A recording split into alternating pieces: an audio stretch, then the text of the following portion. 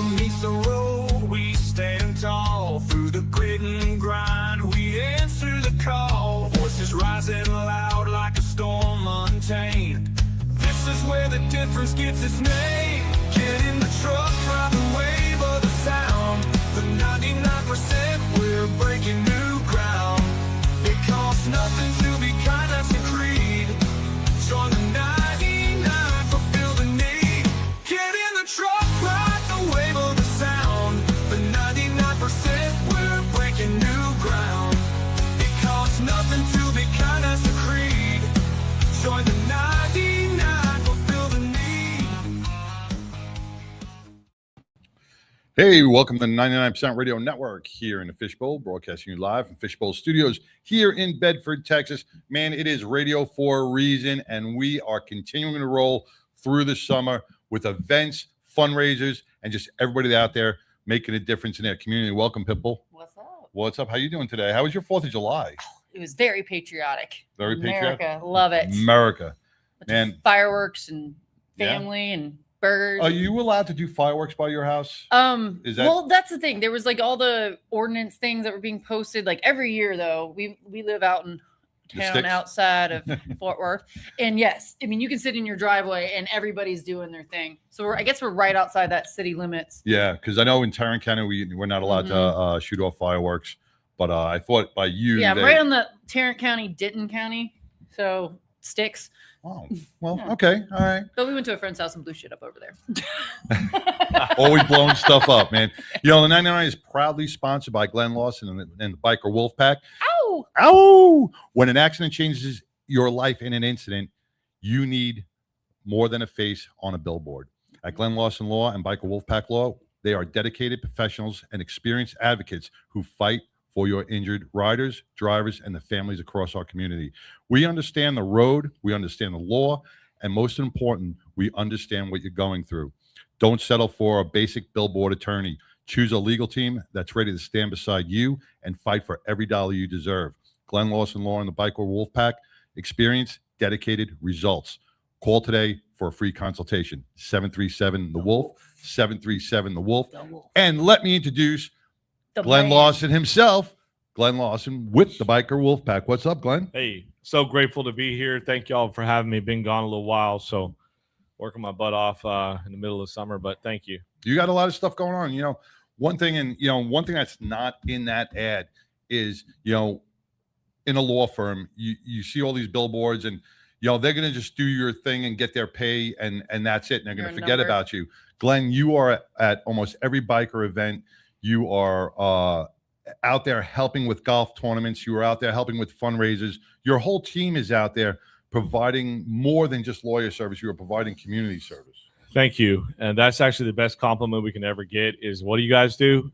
Because, you know, for example, just to kind of pivot for a minute, we're going to be in September. We're going to be at a bass fishing tournament out in Rockwall, right? So maybe we'll see you out there on the bridge or something. So, you know, any type of community event and keeping it local and fighting against the R2-D2 robots that are out there. No, I'm kidding. It's a segue to what I'm about to talk about. But, you know, thank you for that because the community is for us is what it's all about, especially this particular summer because we're for the firm, you know, I've been a lawyer for over 20 years, but my firm, I started it 10 years and 2 weeks ago.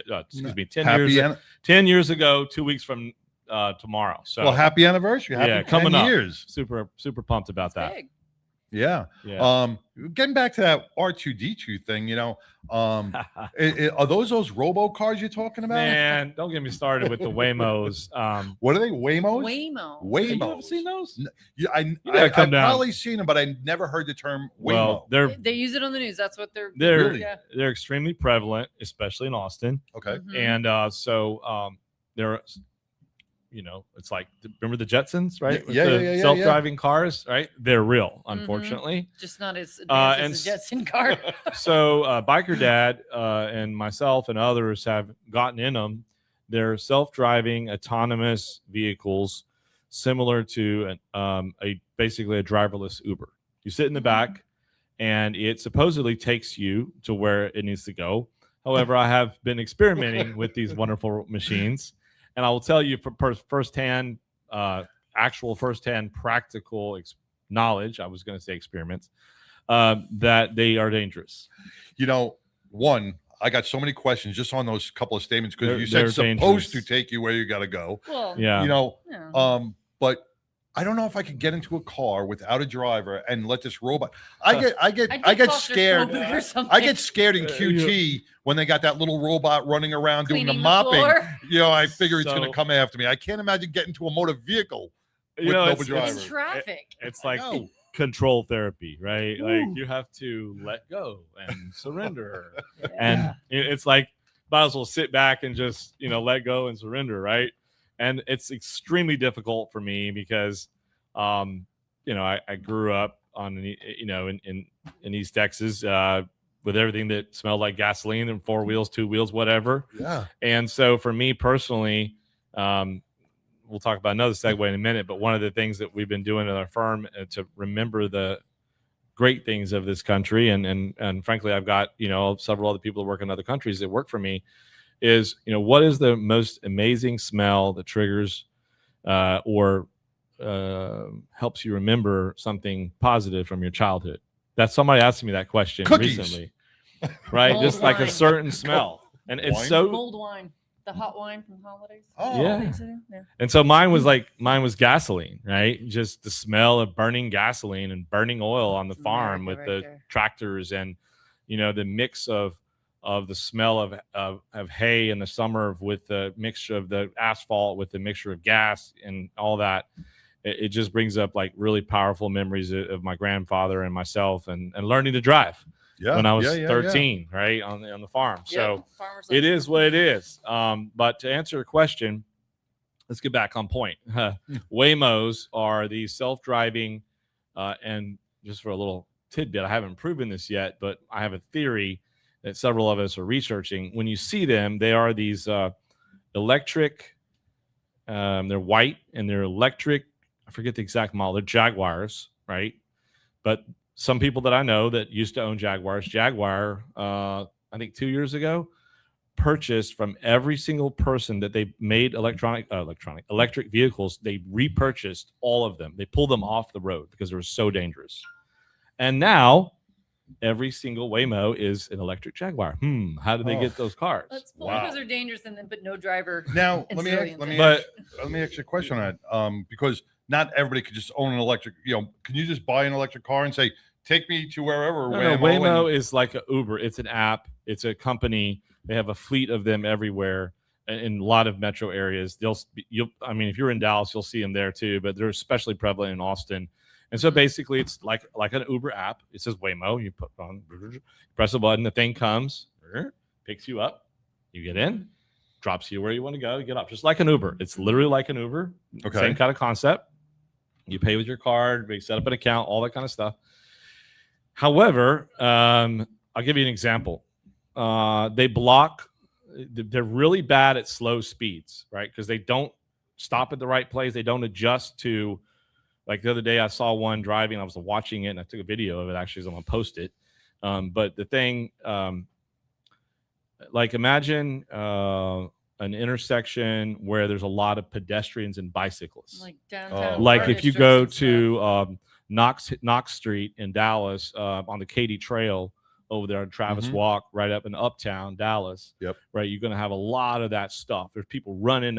I literally have seen them come to that stop. There's a little restaurant I go to. There's a coffee shop right there on Travis, off of Knox and 75. A lot of people in Dallas know the area, and so there's just tons of people walking and dogs and bikes and all that. So they come up, normally when we come up to a heavy pedestrian area, such as an urban trail like that, which is what Right. it is, Mhm. you're going to kind of start to go a little slow when you stop, right? No, it Anticipate. comes to a stop and then it goes right to the speed limit, right? Like that. I mean, it stops. Mm. And then if there's a split second where there's a break. where there's nobody coming, it doesn't have peripheral vision. Oh, In my opinion. Now they say it does all this kind of stuff, but I literally was sitting there watching it. I was like, man, this is like a market. This is like, man, I could probably sign up a bunch of cases here. I was just thinking. And the I- thing is like literally behind about on to my run bills. people over. And then I'm gonna go off a little tangent here. I was sitting there at my favorite restaurant, Cypress Grill in Austin, Texas, my whole favorite restaurant in the whole world. And I was down there in South Austin, and I was eating outside with my wife, and I looked over there, and I said, I'm about to go off on that Waymo. And it was parked over there in the parking lot. It was like a strip center kind of thing, off of William Cannon in South Austin, and it was parked over there in the parking lot, blocking three other cars in. One of which was an old lady who was trying to back out, didn't understand what was going on.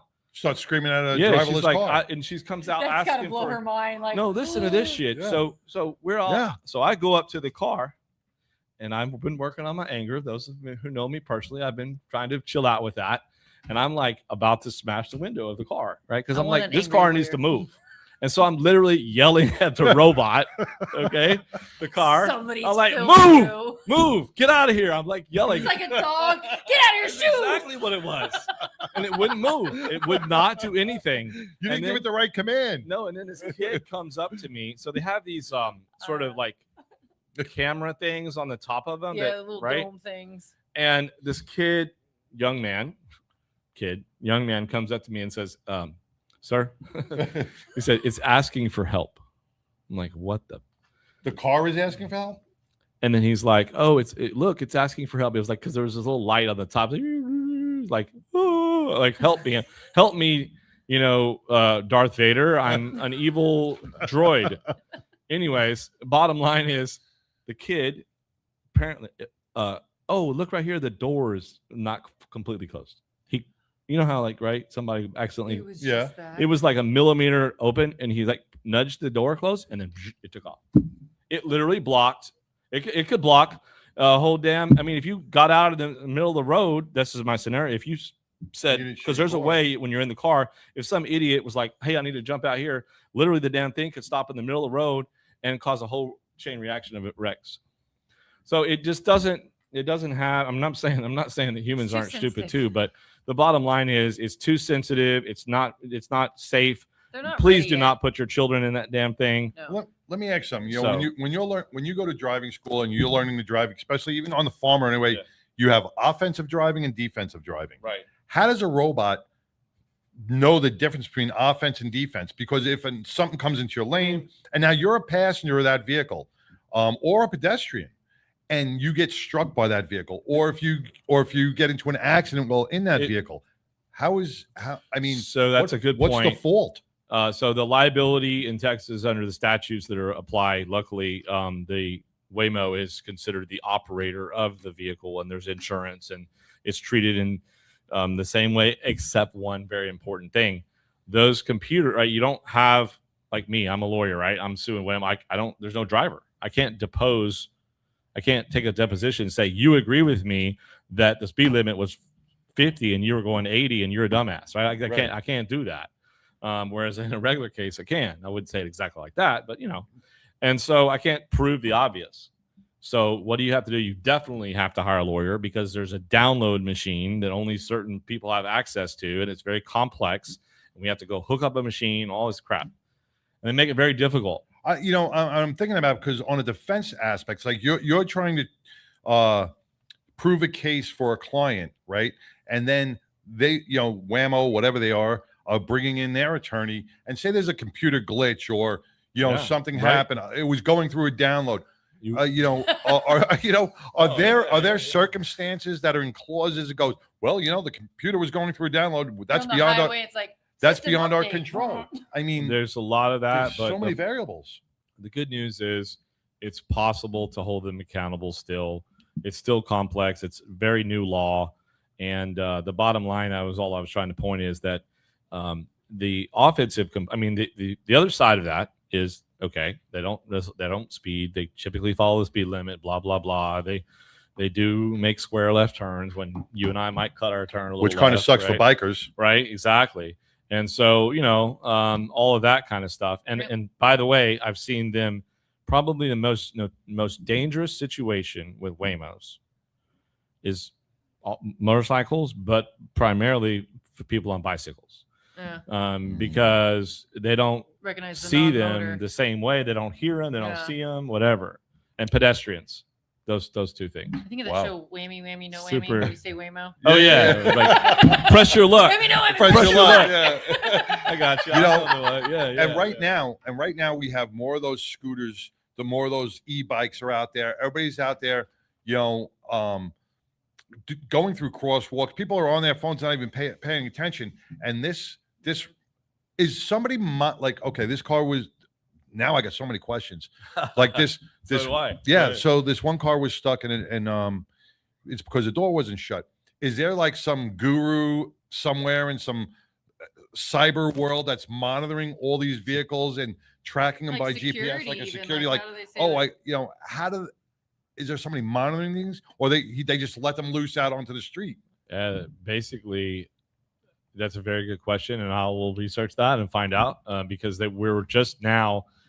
We signed up a case with Waymo and in another state that we knew about, and we referred it to a friend of mine, and so we'll see what that happens in that case. But there's a lot of new legislation. Just be very careful with them. They are just really unusual situations. So I mean, they it's had like a traffic jam. There was a bunch of Waymos, and like there was like 20 of them, and they were stuck there for like 2 hours because like the road was blocked for a parade, and they didn't know how to reroute. So Oh yeah, that's another thing. and people were like Parades. getting out and being like, "Well, screw this." I'm Well, walking." there was one. It wasn't my case, but there was one in Austin when they had the shooting. I don't know, couple months ago, crime scene. and the damn thing blocked the ambulance, and Lawsuit. somebody, and it delayed the treatment and many other complexities to the medical. Wow. So it doesn't know how to interact other than the algorithm. So the argument would be that the people who are creating the algorithms and creating the software are just doing it for profit purposes only and not incorporating many other components, right? Look here. If they can make addictive slot machines, they can make these damn things work. Yeah, without a Right? doubt. But that's the bottom line. Is there ever gonna be a human component held liable? Say, I think because, I mean, we've because got, God forbid this causes a death, right? and it already has, in other Right? states. And Yeah. Yeah, you as got a the family companies member and who loses that loved one, they don't want to see a robot held accountable. They want to see a person held accountable for that Because they're those only gonna be actions. able to It's go a off of super data. tough thing because even Uber to this day, depending on the state, they always take the position and usually they win it, where they say, well, we're a licensed company. We don't, that person, that Uber driver is not our employee. And But can't you hold the driver civilly oh yeah, responsible for then sure. on And his the own? Uber pays it. Yeah, Yeah, right. and all that. I mean, the progressive insurance policy in the state of Texas still applies to Uber liability. But the reality is we used to be able to fight that fight. And now the legislation's changed. Unfortunately, the corporations and big business, don't get me started, are winning that fight right now. So Is there a minimum? Is there a minimum of insurance that each vehicle has to cover? Like when we talk about with motorcycle insurance, we don't want the minimum. And when I did my evaluation with you, you were like, "Oh, you were a little underinsured. Let's bump this up." Is there a minimum for these things to have before they hit the road? differs from state to state, and it's under legislation, but it's more than the state minimum. But it differs, and so I will get back because I do have a couple more things I need to cover. In a minute, but yeah, it's and like I said, this is all developing, and this is why we want to bring this to you before you get into one of these cars. Know what you're doing and know what could happen, and the fight that you may have to endure if an accident happens to you, or you get hurt, or if you get hit by one of these. And if someone does get hit by one of these, immediately call Glenn Lawson Law and the Biker Wolf. And I would say what's happening is they're becoming a tourist attraction. Yeah. Okay. So like people, oh, Waymo, oh, ha ha ha, That's what it seems like and like it's so cool, and they're and because it's kind of like novel, Mhm. people are not like just they're not even getting out of the car. They like hop out. Look at this, man. Yeah, Ha, ha. I And get they're like forget that it's like candy for tech people, right? I can't believe I want to see these happen in New York, because even in New York, they got these little Uber Eat robots that go down the road. They deliver your food, and everybody's turning them over. They're vandalizing them, yeah. they're kicking them, they're spray painting, and putting they're putting hoods on them, and Dry humping them. yeah. Oh I saw that that's video. hilarious. So, a couple other things. If we Yeah, could. Yeah. So, listen, for those of y'all that are going up to Sturgis this year, the bike build that we're doing is going to be actually postponed due to some supply issues, And we want to make sure Robert has all the time in the world to make that motorcycle so amazing. And so it's going to be up at Can't rush Sturgis greatness. No. in 2027. So there's that. But when you're up there, a lot of folks may know about this, but there's a place off of I-90. I think it's an exit 40, maybe, Wyatt's Lemonade Stand.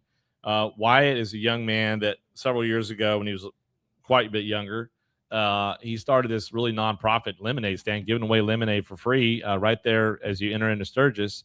And we're so proud that a lot of businesses are donating to his cause.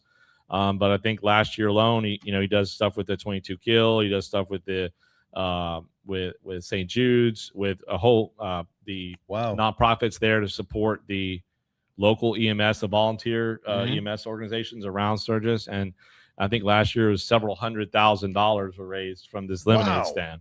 That is awesome. And I don't know exactly, I may be off a little bit, but I know it's in the six figures. And so we're super proud of this young man and people who innovate.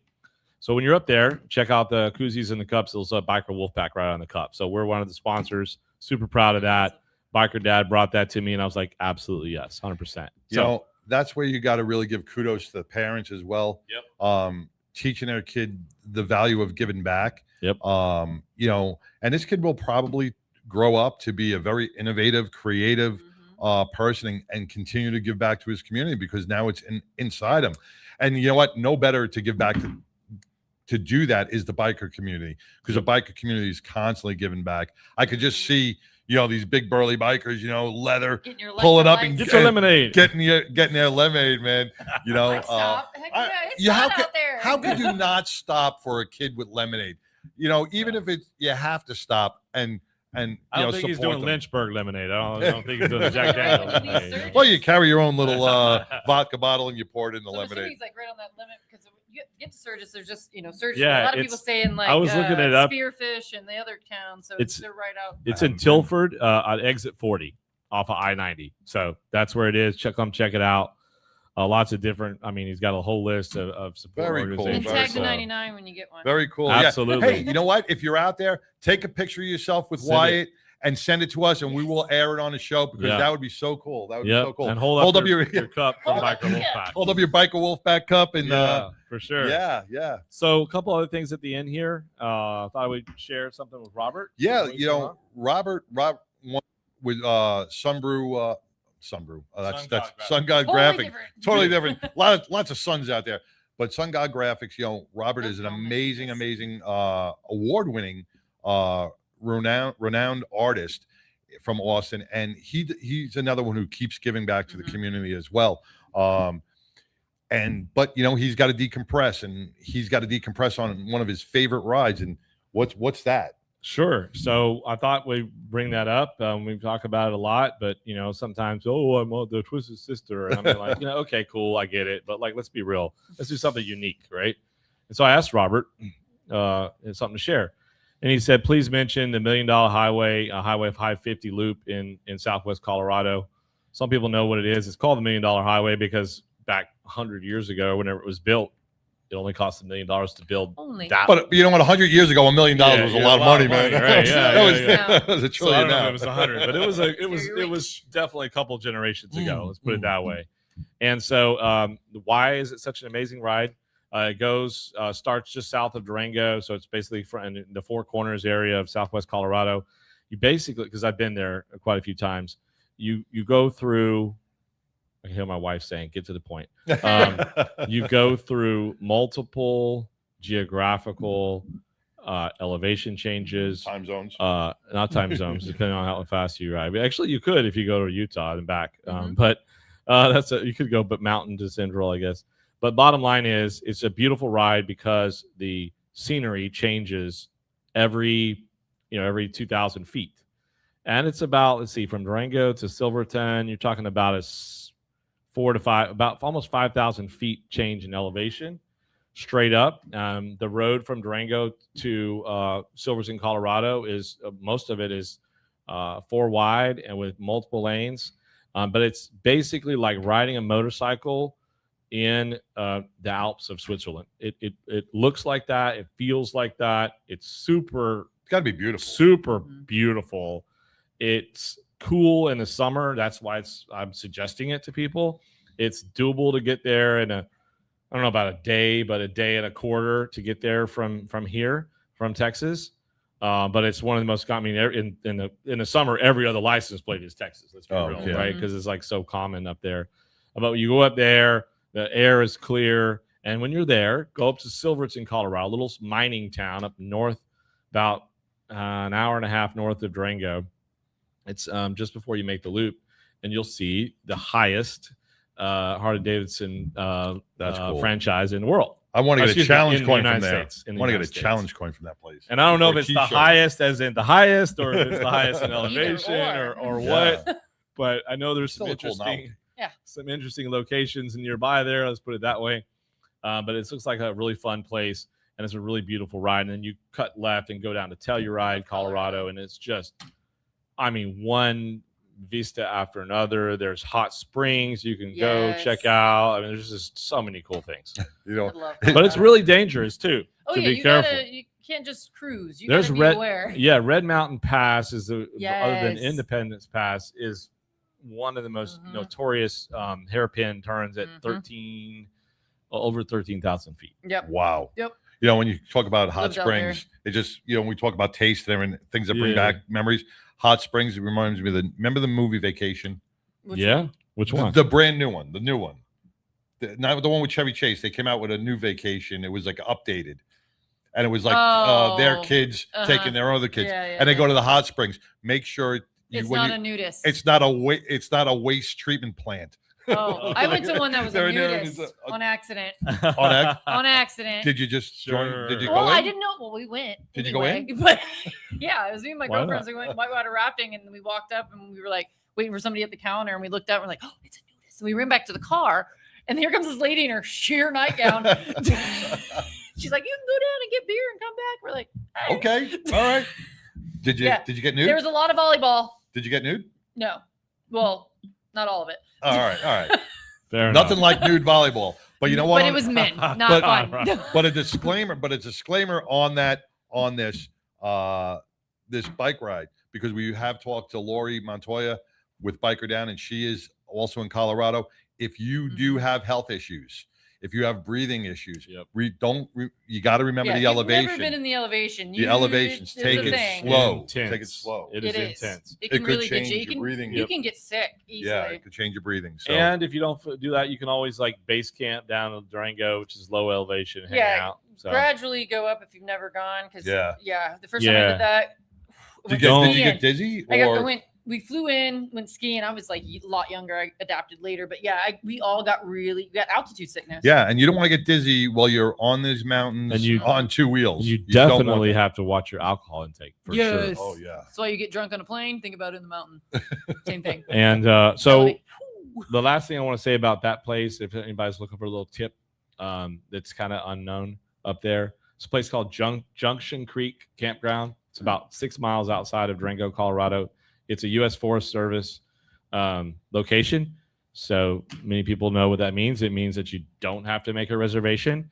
But the reality is you do. And the way you do it, which I love, is you just show up and you get lucky, right? And you might get a spot. The bottom line is it's a great, it's probably my favorite campground in all of the Southwest, in my opinion, because it's,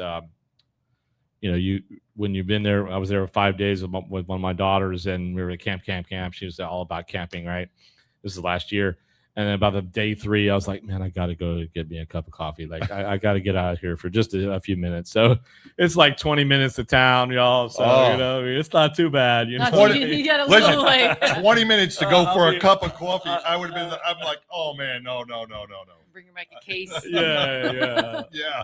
Yeah, so it's a good time, but you gotta love it, this great country of ours, because as I was reminded with the 250th, my historical person told me, remember that this is I'm gonna leave a parting words because I'm a history major in undergraduate, and this is all I'm gonna say. Yes, there's, and I'm gonna be a little political, but yes, there's a lot of division, and that's okay, because the truth is, in the 1776 and 1775 and 1774, there was a lot of division then too, and that's okay. because we were built on different differences of agreements and differences of disagreements and all that kind of stuff. And through hard times comes a lot of progress in multiple ways. And it doesn't matter if you're red, blue, or purple. In my opinion, it's all part of being American. No. Purple people. Listen, no. I don't care about red people. I don't care about blue, black, or white, or brown. If you're purple, do not come by me, because I will draw and present on you, man. I don't want no purple people coming at me, man. I'm teasing you. Purple people and yellow people, please stay away. No, I'm just so grateful to be here, and I think that I'm just so grateful to be here with you guys and celebrate this wonderful, beautiful birthday of our country. And no matter what side of the aisle you do sit on, you should respect the flag, our red, white, and blue. Absolutely. I don't care if you don't like his policies, you don't like the president's policies, you don't like the president, you don't like. Listen, they're going to change. Presidents change. We've gone through so many presidents up until now. You know what? But when you desecrate our flag, or you show dishonor to our flag, you are showing dishonor to every family member, every hero who fought and died for this country, for your freedoms. And I'm very passionate about this. If you do not like this country, leave. Get out. You only need a one-way ticket. It's nothing's holding you here. And I'm glad you brought this up, because this is where I get passionate. I hear you. Man, that's why I brought it up. I don't remember her name. But she's on The View. She's one of those 5 hens on The View. But she turned around. She turned around and she said, when she goes into a neighborhood where there's a lot of American flags, she feels unsafe. Are you kidding me? I don't know if that's just her. And she's been on there for 10 years. If that's her clickbait for the View or whatever. That bitch ain't walking nowhere. Yeah. And she's not going into a community where there's a whole bunch of flags anyway. But let me tell you something. Nice little gated community. I don't think I would feel more safe if I went down a block and every house had the American flag hanging from their porch. I would feel so safe, because those are patriots that are there to protect you and watching. You're not going to see any crime on that street. Yeah, well, the only thing I was trying to say was it's important to know our history and where we've come and what the journeys have been along the way. All of it. Yep, 100%.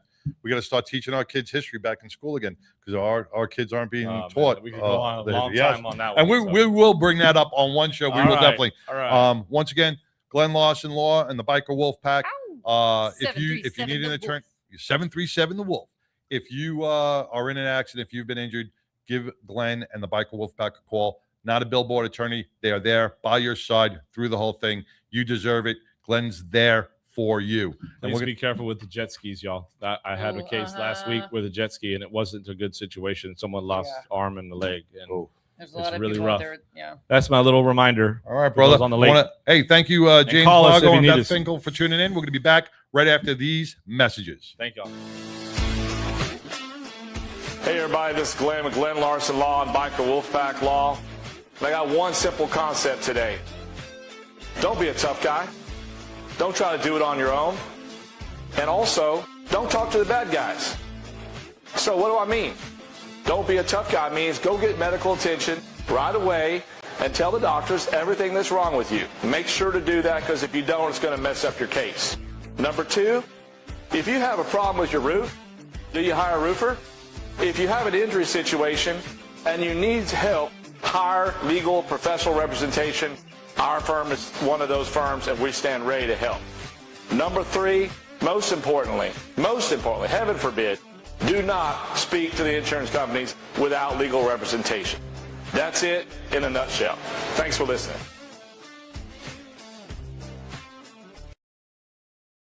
Your bike turns heads.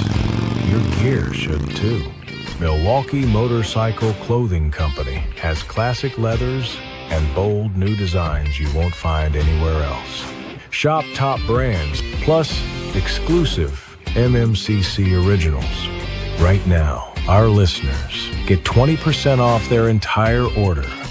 Use promo code 99%. Visit MilwaukeeMotorcycleClothing.com today.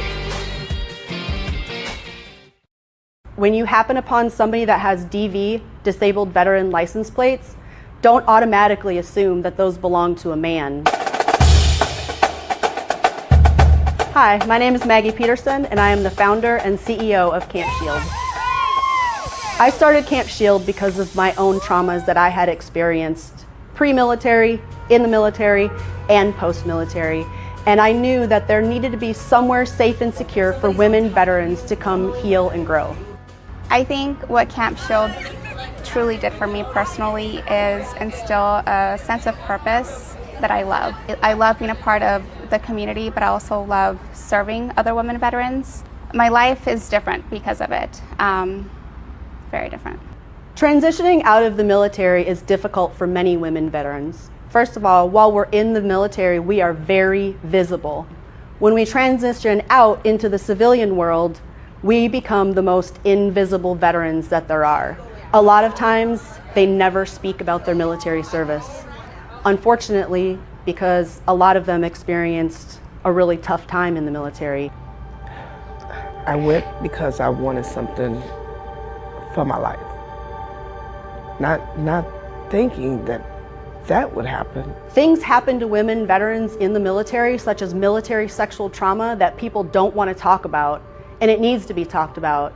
And not thinking that I wasn't somewhere safe, that when you report it, nothing happened. At Camp Shield, we like to say, connections save lives. It's like somebody hand you a toolbox, and you have a lot of tools in there to work with. It's the best way I can sum it up. There are a lot of tools, and they're my own personal tools. The women that come through our programs will tell us it was not only life-changing, but many times life-saving. I was in the Army for 17 years, and they do a great job of breaking you down and building you into a soldier, but they do not prepare you for coming back to being a civilian, to living in society. We build from the resilient challenges that we faced while we were in service or out of service, a space that is peaceful and a space of women who are celebrating what they've been through.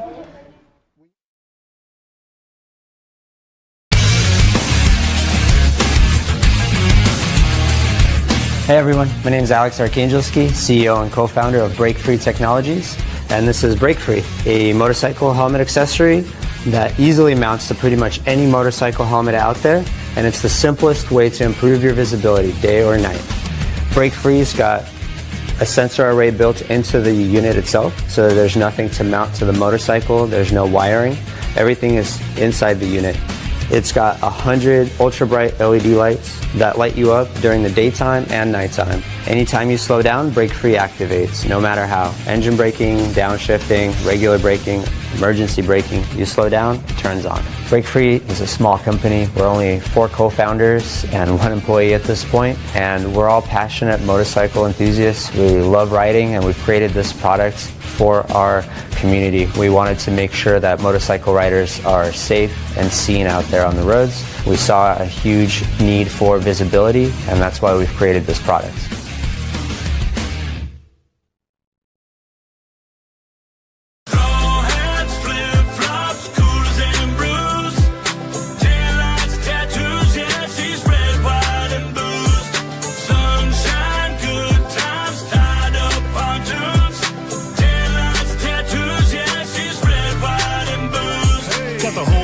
Like a trampoline, light up the stash like it's gasoline. Boom, boom, like the 4th Uncle Sam and we lit like a fire on the sandy beach. Ain't no lightweight, does it the right way. Post Malone, I got another Bud Light race. Patch on the back, getting high and sideways. The tan on the thigh, still bright from light rays. Make them waves when the Spotify plays. In your black bikini, in your black fly shade. Show the rest of the world how you love to get loose. All American girl, red, white, and booze. Straw hats, flip-flops, coolers and brews.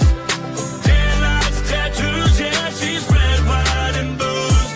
Sunshine, good times, tied up pontoons. Taillights, tattoos, yeah, she's red, white, and booze. Look at little mama, she got a little drama. Now hop your big booty up in the Super Duty. We're gonna take it to the lake for the day, then later on tonight we all gonna get right. Fire up the green, call up the team. Might see some things you ain't never seen, like 3 girls playing Twisted Naked. Heard birds words saying I can't take it. Text screaming out, shake it. Good Lord, I hope we all make it. Don't worry about. Hey, welcome back to the 99% Radio Network here in the Fishbowl. Red, White, and Booze Cruise coming up May 15th to May 20th, sailing out of Galveston, Texas, man. So if you are in the Texas area, it is not a plane ride, man, or not. Just shoot down to Galveston. We are going to have, this is the 4th annual Booze Cruise with the Moonshine Bandits, man. That is going to be the ultimate patriotic cruise. And let me tell you something. I spoke to Mary the other day. And Mary's killing it. Mary is killing it. But we had the flash sale for the cabins, and there's only 19 balcony cabins left for the flash sale. So right now, you can get, for 2 people, not 1 person, but for 2 people, you can get a balcony room on deck 6 or 7 midship for $2,124.02. And you get to make payments. All you got to do is put down $300 per person and have your bill paid by February of next year. This includes all prepaid tips and or gratuities. You can get an inside cabin with no windows for $1,770. But why would you do that when you can get a balcony for just like $400 more, right? So what you should do, you put down $300 per couple, and you will be booked. The price includes all the Moonshine Bandit events, including their concert. It includes 3 meals a day and different snacks around the ship, pizza, ice cream, burgers. It also includes prepaid cruise tips, includes all entertainment. The Royal Caribbean includes 8 nightly shows, different fun things to do. They're putting together so many different events on this cruise. And I should have read this over a little bit more, but full throttle is your code you want to use. Yeah. Let me give you what we're going to leave on Saturday the 15th out of Galveston at 4 p.m. We're going to cruise on Sunday the 16th, so that's going to be a big pool party. Then we're going to go to Puerto Costa Maya. That sounds white. Yeah. Puerto Costa Maya, Mexico. We'll dock there. We'll party. We'll drink some cervezas. Then we're off to Cozumel, Mexico on Tuesday. Then we're cruising all on Wednesday. And what I heard, and a little bird told me that Wednesday we may be doing the 99% Radio Network from the ship. Yes. So keep your fingers crossed. And then we dock back on Thursday at Galveston, and we say our goodbyes until next year. And there's a pre-party before boarding the night before, so yes, want to get a day early. Yeah. So let me just yes, use code Full Throttle and get a hold of Mary. We have the flyer on our website to get on that. But you said 19 balconies left. Yep. You can email Mary at airwavetravel.com. Mary at airwavetravel.com. Once again, this is an ultimate cruise. You know, those who went on a high seas rally for the last 26 years, the high seas rally is no more. And that was on Carnival. This is on. No, that was on Royal Caribbean. Oh, okay. That was on Royal Caribbean. Yeah. So this is a beautiful ship. Lots of stuff to do. And once again, it's a patriotic booze cruise with the Moonshine Bandits. So dive bar beauty queens. Yeah, dive bar. Yeah, book your trip today, man. Once again, and then you got some events coming up. We do. We just right on the corner. We have July 25th, our 4th annual Beers and Betties. We have had to move our location because we got so big. Now we're at Shot Skis and Keller. We're having music bingo. We have we have 200,000 American airline miles up for raffle. So it's all proceeds go to our veterans of roll call. So come on down. Tickets are going to be sold that day. I got a DJ. We have music bingo, drink specials. It's a tiki theme. So yeah. There we go. Party. The reason why we do it in July, because the roll call does a monthly meeting every month for our veterans, a sit down tablecloth lunch for our veterans, all taken care of with served and presentations and all that. But they do not do one in July, mainly because it's hot and to get the veterans out. But they look forward to having a meeting every month. So we take charge, my battling Betties of Texas, and we do a little happy hour for them. And this year is going to be a tiki theme. Last year it was amazing. You had the silent bingo. You had everybody just singing. You had Don Graves singing "God Bless America," which once again, man, Don Graves, I got to give you kudos, because did you see him with President Trump? Yes. Oh my God, that was amazing. You see his coins too. Huh? He got the presidential coins, but they were doing it. They were doing an interview with Don, and they said, "Well, what are you going to say to the president? You're going to tell him your story." And Don looks at the camera and he goes, "He should know my story. He knows his He knows name. my story." It's Don Graves. I mean, legend. God bless Don Graves, 101 years old, Iwo Jima flamethrower. Man, 18 flamethrowers went on that beach. Only 3 came off, and Don is the one, so one of the sole survivors left that is still here to tell his story. Man, he was there at the original flag raising, and that's what President Trump was saying. You know, when they raised that flag at Iwo Jima, you know, that was really a true American sight, and Don Graves was there to see it. And if you ask Don, he's going to say, he wasn't in the photo. He was just off to the left. Off to the left. Yes, our local legend who Yes. is part of Roll Call. If you don't know about Roll Call, check them out, roll-call.org. Yep. And get involved. They do a lot more than just the luncheons. They host like skeet shooting and different trips that they take. Just a good way to get those veterans together from any era. Yeah. July 25th at Shots. July 25th. And then we got some more coming up. We got, we got Brianna Smith. Mrs. Texas, USA. Yeah. OA. Oh. USOA. USOA. Miss States Brianna of America. Smith, man. She has 2 coffee shops by the grace of coffee. One is at 1873 North Business 287, and one is at 6074 US 380 East. They're going to be doing a teddy bear collection drive for the Tattoo Mark Foundation. Actually, it was July 29th through July 3rd, but you know what? You could probably still drop off your teddy bears there, and they will be happy to give them over to the Tattoo Mark Foundation. And Tattoo Mark has his upcoming event at Harley Davidson on the 18th. Beers, Burgers, and Bears at Texas Harley Davidson from, I believe, 12 to 4. So you can stop by there, get a complimentary burger, and drop off some bears. And I think Jennifer Reed's going to be there, so you get to say hi to her. Yeah, She's always, beautiful as always. Yes. And we'll see Tattoo Mark. We got the first responders baseball game on Sunday. So we're all going to be going to that on Sunday. The Peace Rangers Officers game. Angel Foundation. We will be checking out the Rangers versus the Astros for the Peace Officers Angels Foundation. You can still get your tickets for that game. All the money and proceeds go to the Peace Officers Angel Foundation. They help out all of our Texas law enforcement across this great state. Come on out. It's a 1:45 game with a couple of different sections just for the Peace Officers Angel Foundation. So come out and support for that. We have another upcoming event. We're going to have our guests come up in a little bit about a 4 o'clock hour.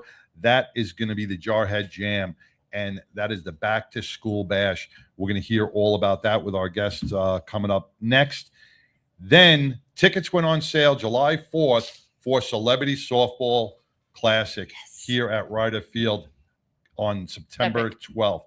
A very cost-effective way to spend the day and get your autograph signed by your local celebrities, and I mean, it's like, did you see the lineup, celebrities? dude? The DOC's gonna be there. DOC's gonna be there. Scott Holland's gonna be there. Who else? Jim McMahon. Jim McMahon's gonna be there. There's so many. Go on to the Celebrity Softball Classic. You could see Lindsey the list Graham. of celebrities, athletes, and musicians playing in this. I think Coffee Anderson's going to be back there this year. Steiner, Rocker Steiner, man, rodeo champion. Badass. He was there last year. He's going to be there again this year. And all of these celebrities and athletes that are going to be there are all welcoming, and you can go get the kids can get their autograph. They can take photo ops with them. And the ticket prices are only like $10 But to if you get in. use code, let me see if I get this right, TK, CSCSTX26, you can get 6 free tickets for the game. Yes. And that's going to be at Ryder Field on September 12th. We're going to be honoring our veterans and our first responders. It's the 25th year of those horrible terrorist attacks on American soil, where we lost so many first responders in New York. So we're going to be honoring our veterans there, and we're going to be celebrating 250 years of this great American pride, topped off with one of the best fireworks shows ever across Ryder Stadium. What's that code again? CSCSTX26. TX. STX26. I'll post it. I might have fucked it up. I don't know. See, that's why we got to write things down. That's why we got to write things down. Did our assistant wrote that down? No. Yeah, yes. All right. Big shout out to Robert DeMarco, retired NYPD first grade detective, and author of the best-selling book, The Line That Held. Yes. Robert was so generous this past June that he took all the royalties from that book and he donated to the Brotherhood for the Fallen here in Texas. We're going to be meeting with the Brotherhood for the Fallen next week, and we will be donating a check on behalf of Robert to the Brotherhood for the Fallen. Also, they go out there and they support our law enforcement all across the nation. So God bless you, Robert DeMarco, for continue to doing what you do. Autographed copy he signed. It's going to be auctioned off or raffled off at our Beers and Betties. So autographed copy. So let's take a quick break. All right. Okay, shall we should take a quick break. And then we're going to bring on our guests for the Jarhead Jam. And we're going to hear all about how you can be a part of this and the back to school bash. And there's going to be music and food and vendors. It's going to be a great time. I think this is which year? This is eighth annual. So, and it's right here in Alvarado. There's no discount code. Alvarado. All right, we'll be back right after these messages. Red lips, tied up curls, high heels, flag unfurled, Lone Star stitched on their seams. Sunday drives and freedom dreams. They roll up to the VA gate. Coffee cards, they're never late. Laugh lines, old stories glow. They salute, then steal the show. Hey! Cattle and Betty's of Texas. Country first in their hearts. Pin up smiles, standing at attention. Teasing waves, vintage art. For every soldier, every medic on call, every siren. In the dark of the fall, they bring hope, bring heat, bring charm. Like a hook, like a shield, like an arm.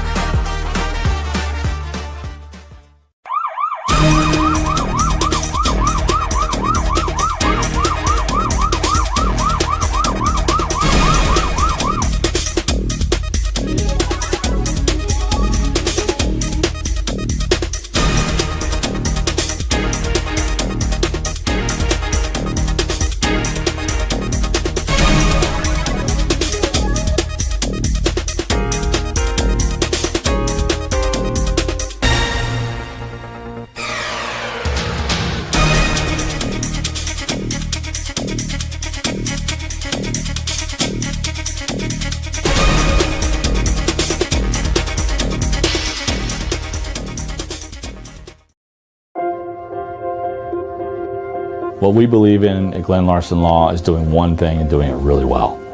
When I meet people, I always tell them we're going to uncover every single rock possible. That's the medical component, that's your story and your voice. We've solely focused on personal injury, whether that be a slip and fall accident or a commercial 18-wheeler, a motorcycle or DWI, motor vehicle accident. We specialize in that and that only. When someone says, my neck really hurts, I know exactly how that feels. There's so much more to an injury case dealing with the pain level that people go through and how it affects their lives. And I know how to advocate to make sure that the insurance companies take all of that in consideration in every case. We're very transparent and open to always keep them informed and stay on top of their case at all times. Because we're a little bit smaller in team numbers, we're able to really dive into every single case and develop not only a client relationship, but a friendship and a lifelong connection. We're on call 24 hours a day, 7 days a week. We'll meet you anywhere, at the scene, in the hospital, at your home. Whatever's best for the client, we will do every single time. There is a connection component that I believe our firm is committed to. We want to be connected with you and your family beyond this case so that you know that you have a lifelong partner, not just a case but a lifelong connection and a lifelong voice. And we look forward to serving you.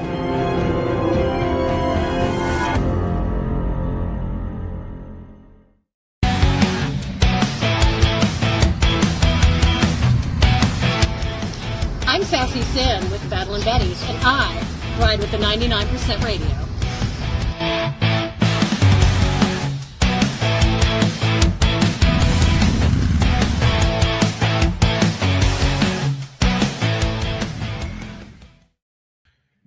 Hey, welcome back to the 99% Radio Network here in the Fishbowl Radio for a reason. We have a huge crowd here today with the Jarhead Jam and Back to School Bash. Man, welcome everybody to the show.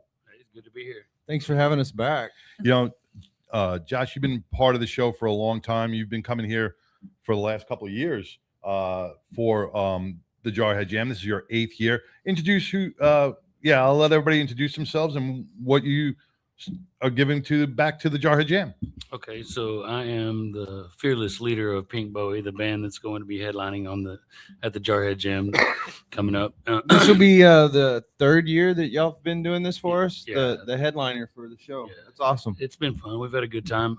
This is my wife here. She heads up the merch, and then we have our marketing girl, Crystal, sitting over here helping us out, just getting the word out about our music and our vision to help the veterans and do what we can for the kids. Nice. And it's Pink Bowie, right? Yes. Pink Bowie. Where can people find you?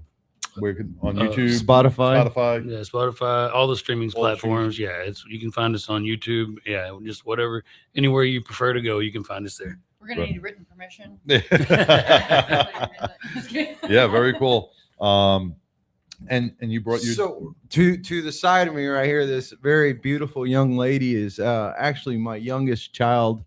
God blessed me with, and for many years I used to wonder why it was God made me so ugly, and then yet after having such beautiful girls, I was like, you know what, I'll take one for the team if it meant I got beautiful girls, because I couldn't see being an ugly dad with ugly girls. No, she's beautiful. And you're not an ugly But dude, her bro. name's Shayna, and I wanted to bring her along because the last several years, her sister, and her mom, they've all been like key components to the backside of everything. I mean, tell them what all you do when we go shopping, and what all they do when they come to wherever we hand out supplies. Tell them how you do it. Do you have a list you go off, like what's most need, I guess? Like most needed is probably like crowns or glue. Stop.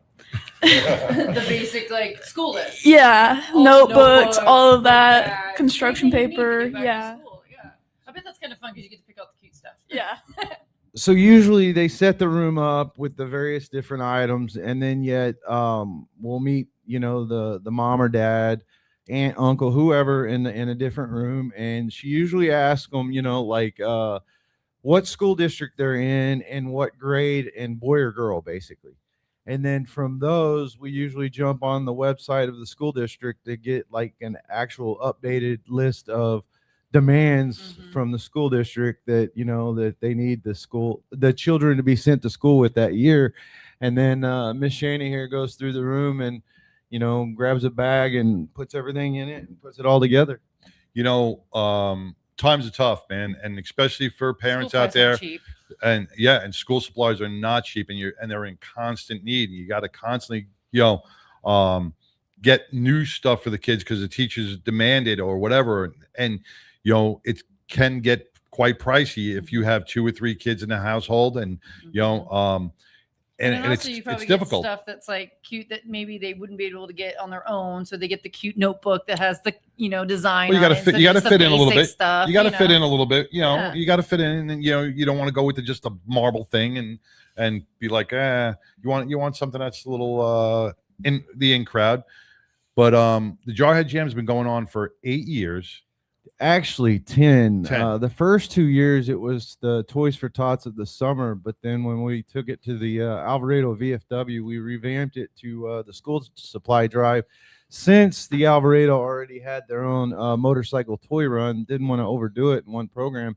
But yeah, it's kind of wild to me to think about how this is its 8th year as a school supply drive, and we're actually in the mix of applying for a nonprofit. I don't want to mention any names just yet until we seal the deal, but taking it 8 years at this point, we're going to try to take it next level and get it as professional as possible by going nonprofit. Maybe even at that point, more people will get on board and want to be behind the bus of help. Well, let me ask some. What made, and like I said, school supplies are always in need. What made you say, "Hey, I want to give back to the school district"? Did you see a need for school supplies that made you want to do these drives? For me personally, growing up, I grew up in a family situation less than, so I know what it's like to show up to school, with like everybody around you having everything they need, and you're like maybe one or two things shy, if even having something that you're needing, not having it, if that makes sense. So you don't want to be that one oddball kid in the crowd that shows up empty-handed.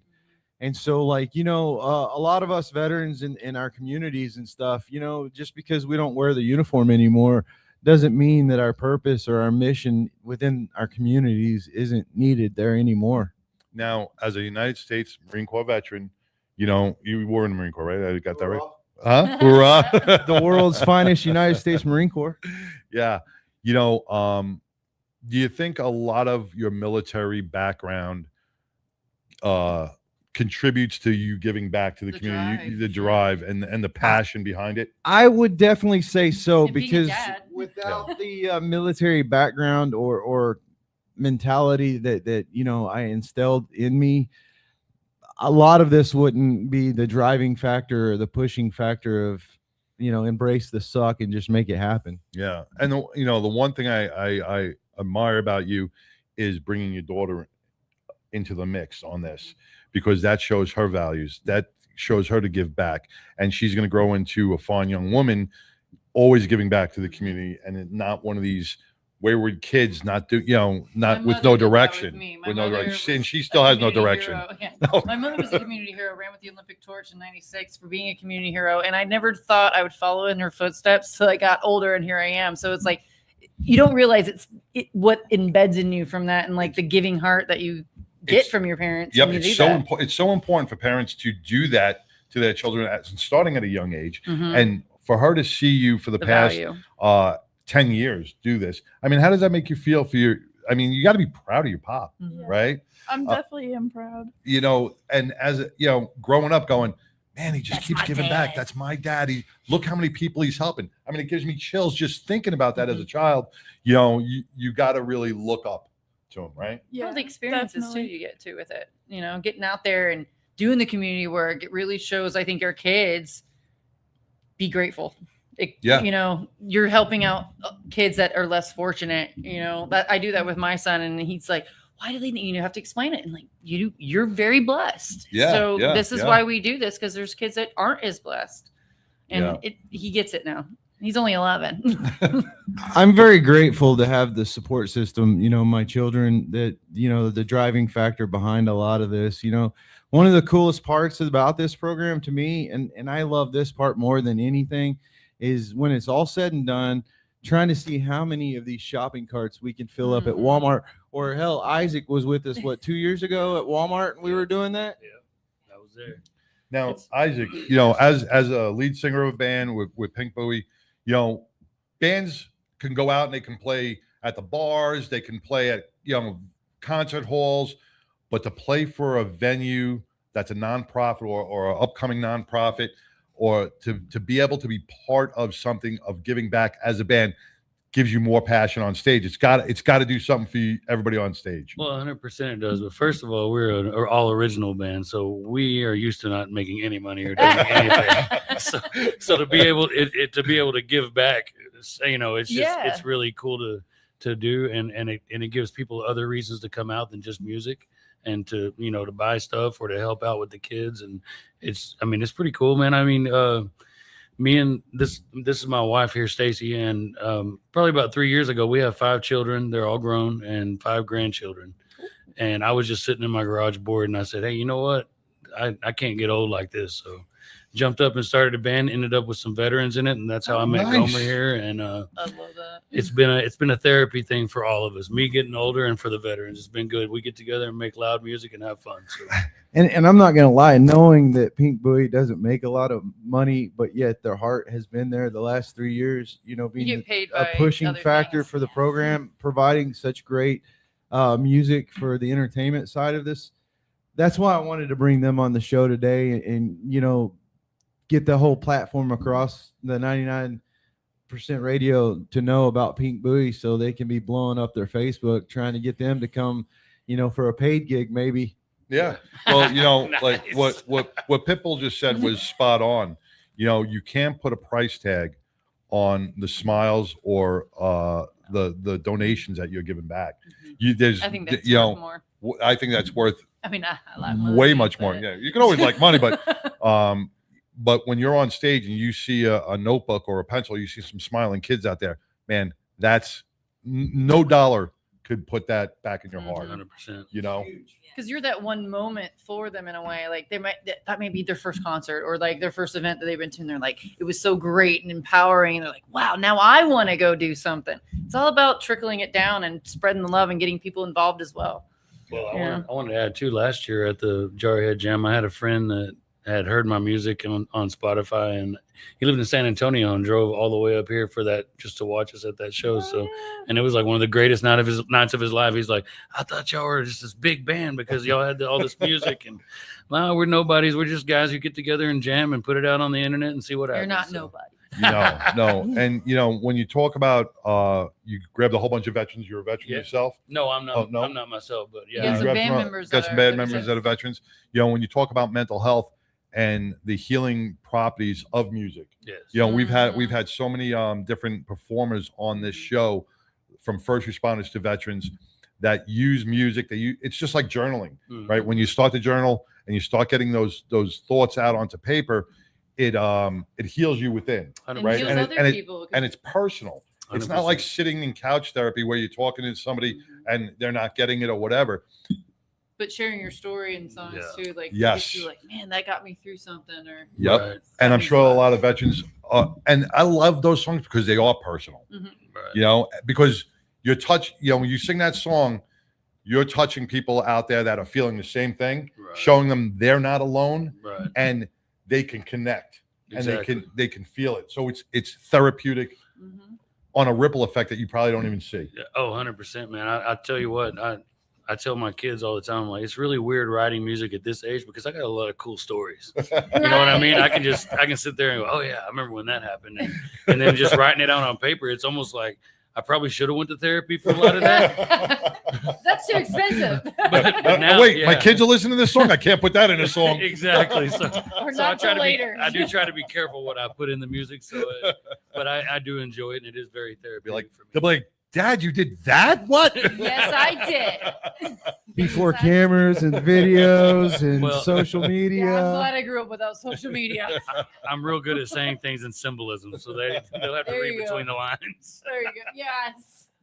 let me mention some of the other entertainment while we're Sure. on it, and then after that I'll get Oil Can Boyd here to mention the other band members so we can give everybody credit. Yes. It's going to be at the show. So the event itself is July 18th, and yet it's at the Alvarado VFW, post 9299.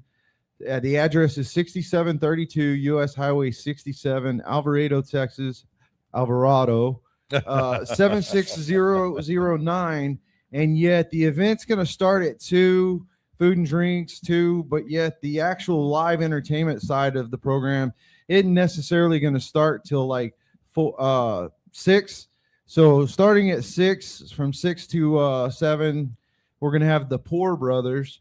The lead singer, one of the singers there in that group, is a Navy veteran, and yet also he's one of the head managers for Hop Fusion's L Work, which is a Marine-owned bar that, again, providing 2 kegs for Jarhead Jam. So free beer. Wait. Who just brought up Hot Fusions? Said that was their best bar that they went to when we had the Hot Fusion? Yeah, we had the military guys in here the other day. I like crap beer. Because they know you, They were from Yes. Alvarado. They were talking about hot fusions, and yeah, now we have to go there because that's 2 times we've heard that. And Do a I'm live in. stream there. Yeah, I would love to. But Say because less. everybody's been talking about it. Hops Fusion is always fun when we go hang out there. They We have went there a- a few the weeks ago whole- just to They talk have the THC on tap. to they got an article Sorry. something or another, and then a DD 214. They got specific beer blends, whatever, Mhm. on tap and stuff. It's really cool. It's a cute little place. Oh, you been there? Oh yeah. So I've been the breweries. Poor Brothers will be there from 1800 to 1900, and then Zach Stokes will be there at 1930 to 2100, and then the Pink Buoy goes on at 2200, which is 10 o'clock, and we're not giving A them little late time for you limit. old timers, huh? It's Yeah, past yeah. your bedtime. We're not going to give them a time frame, so We're gonna nap that day. Pink Buoy's going to Siesta. play till they close us down or shut us out or whatever, or they get tired, whichever comes first. But I'm going to let Isaac introduce the rest of his band. Okay, so I am Isaac. I'm the lead singer of Pink Bowie and songwriter, and we have on the lead guitar we have Alex Southard, who is a phenomenal guitarist. I can tell him I want to hear a solo like Zach Wild, and he can throw it out there. And he was in the Army. He's an Army veteran. And then we have Trevor, who has been with me the longest. Me and him kind of got together and just started jamming, and he's a big Pantera fan. Love the guy to death, but he's a Marine Corps veteran. And But he's a Marine Corps. and no, I'm in neither. I'm- so I'm waiting to- I'm impartial. I'm actually waiting to hear about the drummer if he's in the Air Force, Chair Space Force. He's in the Chair Force. Got to sit down. Those Air Force guys got to sit down. I think every drummer that I've met in the last 4 years was in the Space Force.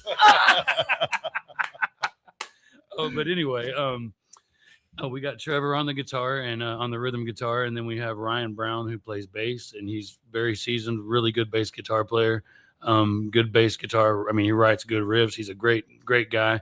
Not a veteran, but he's a really good guy, and we enjoy him being in the band. He's real seasoned and been in the music industry for a long time. We also have Samir Elamad, which is our drummer, and he's the youngest. He's the run of the group. And he just actually joined recently, and we couldn't be more happier to have him on the crew. So Very nice. Very we're, nice. we're very honored to be able to do this for the Marine Corps or for the Jarhead Jam for sure. Now you started music later on in life. You said. No, I've played music most of my life. I just kind of got out of it. You started the band. Okay. Venture, I always say because After you you know, had people, 5 grandkids. people after 5 grandkids, people go, "Oh, it's too late in life." But as long as you've done it, and that's great. That it's going to keep you young. It's going to keep you, going. Well, I started when I was about 17. I learned how to play bass, and I was on stage within about a month playing in a band with my dad in a blues band. Oh, very cool. So I played blues, I played country, I played rock, I played worship at church, I've played pretty much every kind of music. I've done covers, and I just at this age I was like I couldn't tell. I was trying to figure out what I wanted to do, getting older, and I was like, I don't like golf. I don't want to play sports anymore. I don't want to go. I would love to see you on the Risk golf too many course. injuries there. Yeah, I would love to see that on the golf course. I don't really, I don't really care about messing with cars or anything, and I don't have a lot of hobbies. But I was into music and I do a lot of art stuff. So I just jumped back in and said, hey, you know what? Worst could happen is nobody listens. So But you know what? You're doing it for yourself too. Yeah. You're doing it, and there's always somebody listening. Like I said, you're causing a ripple effect down the road with your songs. 100%. Because somebody out there somewhere is listening to it, going, man, I can relate. And that's the power of music, man. Whether it be his music or somebody else's, there's always somebody that picked up a guitar because of somebody else. That's right. Yeah. That's right. And we totally enjoy it, man. We're having a blast. We have a good time together. So. So also one of our big sponsors and been there for many years is Devil Dog Brew. It's a disabled veteran coffee company. If anybody goes online and orders from Devil Dog Brew, www.devildogbrew.org, and uses JAM for a promo code, they get a discount, but obviously quarterly the Jarhead Jam will get a commission check to help with the school supply drive benefits. So they can help out just by buying coffee and staying at home and enjoying their paper on Saturday. Right.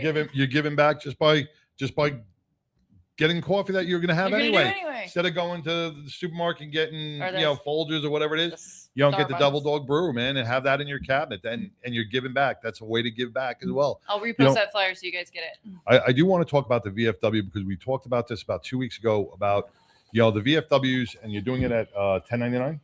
9299. 9299. These VFWs need everybody's support. It's a place for our veterans, but it's also a place for everybody to go People that work and there have a drink and have something to eat, because the money that goes to these VFWs keeps those doors open. They're not government funded. They're all privately funded. So it's important that we keep these VFWs alive as well.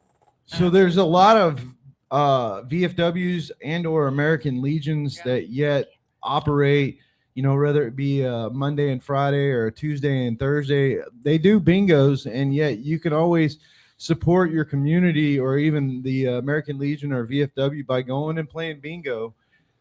Yet at the same time, for so many people that want to give back and want to help provide to an organization like that, a lot of people didn't know it, but they could probably join, like for terms of VFW, maybe their mom, dad, grandma, grandpa, somebody served during a time of war, and yet they could join the VFW auxiliary and yet still be a very active part of the program and help provide to that organization in ways that they're able to, Yeah. Volunteering goes a long ways. It doesn't matter the organization or the program that you're putting your time into. Everything these days needs it. So I just Rebel Mobile Cigar just posted they're going to be at your Jarhead Jam as well, aren't they? I haven't had a good cigar in a while, so I'm looking forward to seeing them. I love they came to my Pinups and Pistons, and they do a great job setting up their little mobile cigar. They set up the trailer, air conditioned inside, TVs inside for the if you want to watch I sports. bought and 2 stuff. cigars from them. They were amazing. Yeah, and they set up like a whole tailgate thing. So I love it. Any event you need a cigar place. Rebel Mobile Cigar. We had them at Indian Motorcycle for your event. Pinups and Pistons. And it was just, when they pulled up, I was like, wow, this trailer. I'm like, but they set it up with a back deck that you can stay outside on, and you can have your cigar. And then you go inside and you figured it's a trailer. You're going to get smoked out. You don't even smell the cigar smoke in there. The air purifiers, within that trailer clean the air so much, and it's so cool in there, and they got a nice big TV in there, and it's just relaxing. Yeah. Leather I'm glad that couches. they're getting there because I want to support them and get great them out people. there too. Great people have that business. We're also supposed to have Carter Blood Drive there the first half of the morning for anybody that wants to give donations of blood, because it is party. summer, and yet we are in hard time of need of the blood drive. Absolutely. Yeah. Now, could they donate? Say somebody can't make it to the Jarhead Jam. How could they get some school supplies to you, or could they donate money to you for school supplies? Where can they do that? We obviously will always take money. I don't know anybody that won't take money, but if you want to get school supplies to us, reach out to me. My phone number is 817-600-3781. You can find me on Facebook, or yet joshua@devildogbrew.com. The phone number for Devil Dog Brew is 877-931-2228, and I think I'm extension 5. They can reach out to me, leave a voicemail, and I'd be more than happy to meet them somewhere, or yet even get them tied up with somebody in their area that yet could use the school supplies just as much. You won't get tied up if you meet them. Just don't, you shouldn't use meat and tied up at the same thing. It makes you sound like a serial killer. Without the right name, that would look good, right? Pipple, just type both those phone numbers into the comment section so you can give a call. And like I said, every donation counts. $5, $10. Forego your Starbucks for the week and donate $20 or whatever it is for a worthy cause. You could be helping out a child with basic school supplies that they need. And when's school starting here? I mean, I know in New York it starts in September. It starts around mid-August. A couple of weeks. Yeah. Seems like they we keep got like 3 starting weeks left. a week sooner each And year. then we give our kids back to the teachers. I have a question. Is there a episode or something that I can go online and You can get us on YouTube, Spotify, and that I can go Facebook back Live. and listen Yep. later for people that You didn't can get watch to hear us it? anytime, baby. All right, cool. Anytime you want. So just kind of reflecting back over the 10 years. Get a little creepy. No. Well, I mean, that's what I do. It's not just the 8 years alone on the school side drive of it, the program. You know, I'm very blessed, you know, from the smallest of the small groups of music to the biggest of the biggest, whether it be the tribute bands or the startup bands or anything. I'm very blessed and very grateful that all of the entertainment artists all the way across the walks of life, you know, punk music, country music, polka music, whoever showed up that played and put their time into the program. I'm very grateful for that, very appreciative. You know, everybody that showed up to support the program, you know, so many motorcycle biker clubs, even clubs or groups that aren't quite MC, but, you know, so many people that have got behind the program and helped support this program. I'm very appreciative of everybody from the smallest to the biggest, you know, and I look forward to the next 8 years. Yeah. You know, the biker community is always giving back. And when it comes to kids, they are probably the most supportive in giving back. Last year when I came down there, you had some kids in uniform, right? The Young Marines. The Young Marine Corps. You know, they go all the way back to the very first Jarhead Jam. So the very first Jarhead Jam, we had the American Hitman, which was on America's Got Talent. And yet 2 of the singers were Marine Corps veterans. One of them I actually went to school with in Boswell, Saginaw.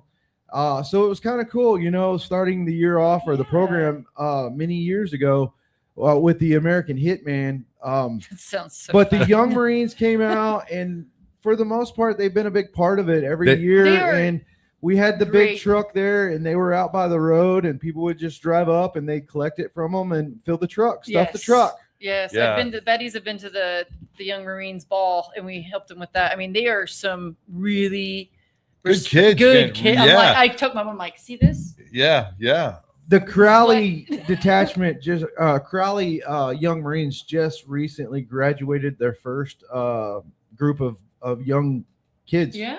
And they just opened the doors, and they're looking for more children to join the program. And whether it be Crowley or somewhere, you know, as a parent, if you can, you know, look it up and see if you can get your kid involved in a program I don't like know that. why I didn't think about this. I'm totally gonna do that with my kid. My kid is 11. He is already like, I'm going in the Army. I'm doing this, and I'm like, all right, because my husband's retired 82nd Airborne. My father was a full-bird colonel in the Army, so it's like he's like, I want to do it, Grandpa. I want to do it. My husband does, or So my then dad joining does. the Young Marines, they can, you know, do the program, and then by completing the program, they could go into boot camp, Army, Navy, whatever, and probably even be starting off as like an E2 or E3 versus Joe Smuckatelli just being a private. I'm just saying. There's a lot of benefits perks to it. Hell yeah. I mean, Yeah. that's the one regret I have growing up, because my dad was like the full-bird colonel. I'm like, I'm not doing what he did. I regret it that I was like so rebellious against it. I wish I would have joined like my father did out of high school. Well, you look at some But of that's these. why I support where I can. You know, a military family kid is either going to go one way, totally rebel. Oh, I did. I was a or is going to be straight and narrow, and Juvie they're going to succeed in life because even the smallest things that they do, they take pride in. You know, from making their bed to putting their clothes away. Oh, yeah. Those little things, man, Oh, is that make so is much that of a all- difference. they'll- okay, sign Why he doesn't cleaning put the his, room, folding his clothes. Yeah, sign me up. Putting him in it. Max. So even for all the people that join the program, and yet, you know, there's a good fraction of numbers that don't even go into the military. The programs still help them, like, you know, learn how to be good parts of their society, you know, for their communities, teaching them first aid, teaching them basic life skills, you know, how to change a tire maybe, or how to change a tie. You know, there's so many programs and things behind it that teaches these kids, the youth, that maybe don't have an active adult in their life, role model to look up to. I do find that with a lot of kids don't have that role model, or unfortunately they don't have the father figure in there. So you get them in these programs like that. Like you said, teach them how to tie a tie, teach them how to change a tire, simple things, you know, how to, you know, just be kind to people. How to basically communicate, because kids today do not know how to There's communicate. They know how to text. They know how to send a DM. But when it comes to My kid did basic my home security communication system. skills. I think Just kids are kidding. Not losing Or that. working with others. They don't know how to speak to each other unless it's in text. So it will improve their communication skills, in which a lot of our kids nowadays need, because they've been so inbred in texting and the internet and social media. Even the biker community, that's where my kid kind of knew, because you always greet somebody when you're in a bike, you know. Yep. So those simple respect things. Yeah. 100%. So once again, the Jarhead Jam, it's July 18th at Alvarado. The Alvarado VFW. It's free to attend, right? Yes. The event's free, yes, but we do have food and other things, you know, Just the gotta live pay for it. auctions and stuff to help generate the money. The bar on the VFW side will gladly mix drinks, sling drinks for you. Very cool. Very And cool. they're good And you're gonna have Rebel prices. Cigar out there. You're gonna have Pink Buoy playing some amazing tunes You're gonna out have there. to send me a song that we can put on there. Yeah, I'm we'll gonna play, have to- we'll play one of your songs, man. Hell We'll play one of yeah. your songs. But once again, I want to thank all of you for giving Yes. back. And like I said, Best 8 of luck years. on I this. wish you another 8 years on top of this. I hope some of our people out there that are listening can make that donation, either monetary donation, or go out there and support and just show your face and bring some school supplies. Stop at Walmart. Go to Walmart, pick up a whole bunch of couple school extra supplies and bring them down there.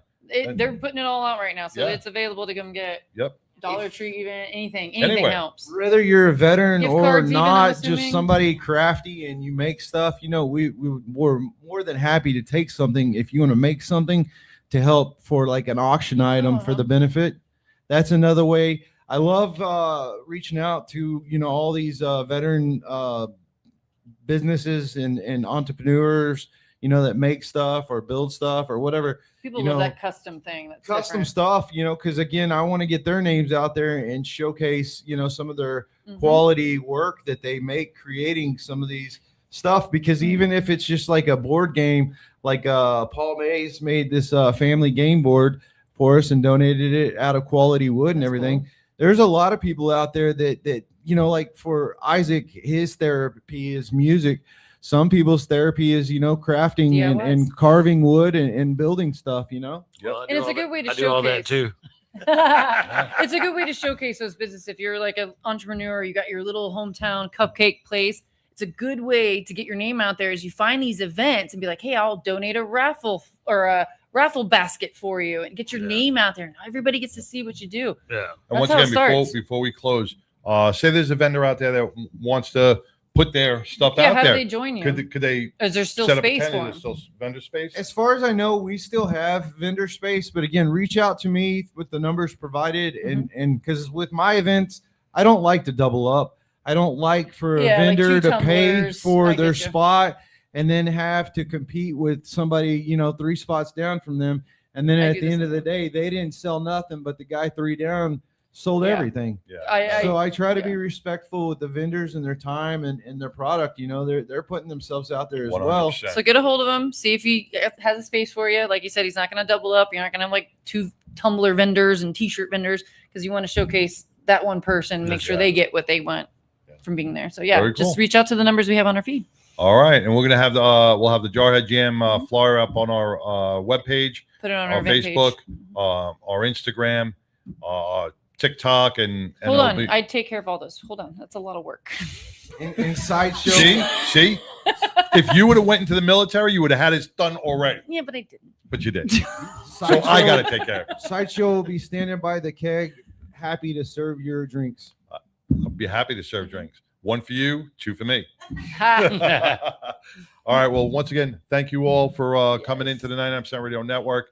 We're going to try to get out there and support and be part of this again. And we'll be back. And I'm going to get a song because- from you. We're going to post some songs. We're going to be coming up with the CowTown COMICCON COMICCON. that's coming up here in With hello, beautiful Waxahachie, people. Chaz Taylor. With Chaz Taylor. We'll be back right Thanks after for this. having us. You got it. My name is Art Lee. I invented LifeVac to protect my family. Protect your family. Buy LifeVac now. Thank you, Daddy. That was us over 10 years ago. Now, LifeVac is responsible for saving over 2,000 lives from choking. We started this company in our garage, just hoping to make a difference, because over 5,000 lives are needlessly lost each year to choking incidents. Help LifeVac on our mission to save lives. In the time it takes you to pick up the phone and call, another life could be saved. LifeVac's patented design creates a one-way suction to remove food or objects obstructing airways. All you have to do is place, push, and pull. And just like that, LifeVac can save a life from choking. Quite frankly, I thought I was going to die. The LifeVac saved my life in 1-2 seconds. Get your very own LifeVac now and get 20% off. Visit lifevac.net or call 877-LifeVac. As my personal promise to you, if you order a LifeVac and have to use it, LifeVac will replace it free.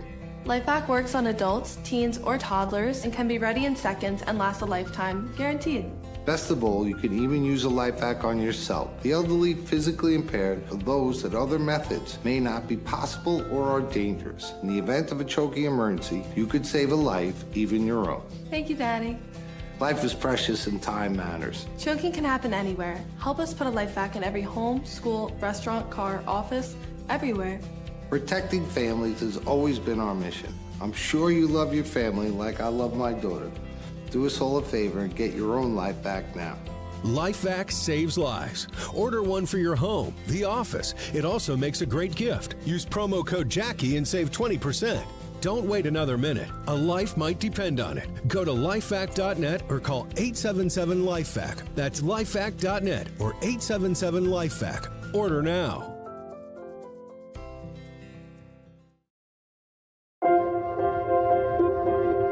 What we believe in at Glenn Larson Law is doing one thing and doing it really well.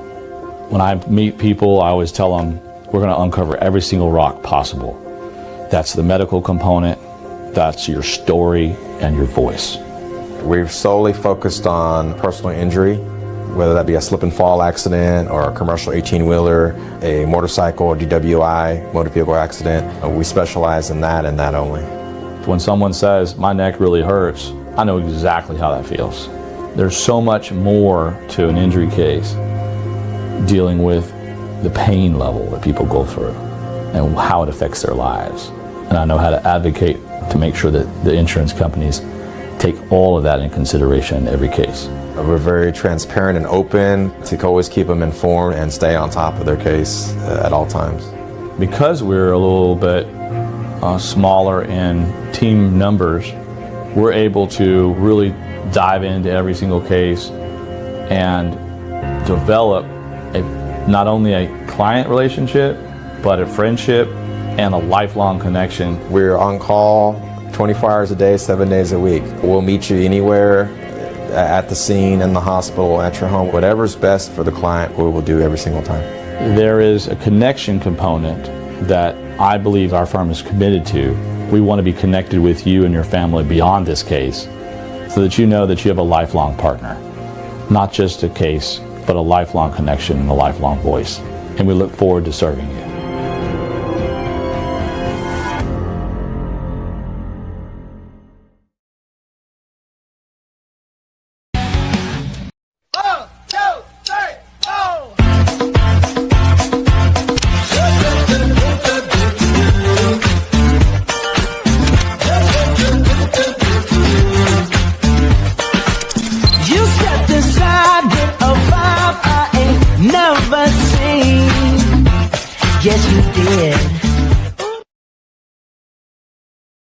Your bike turns heads. Your gear should too. Milwaukee Motorcycle Clothing Company has classic leathers and bold new designs you won't find anywhere else. Shop top brands plus exclusive MMCC originals. Right now, our listeners get 20% off their entire order. Use promo code 99%. Visit MilwaukeeMotorcycleClothing.com today. My name is Carol Saint, and I ride with 99. Hey, I'm Homie, and I ride on the 99. You can watch it every Wednesday, 99% Radio. Hello, beautiful people. I am Jazz. I ride with 99, baby. Woo! 99% Radio. Every Y'all be fantastic. All right.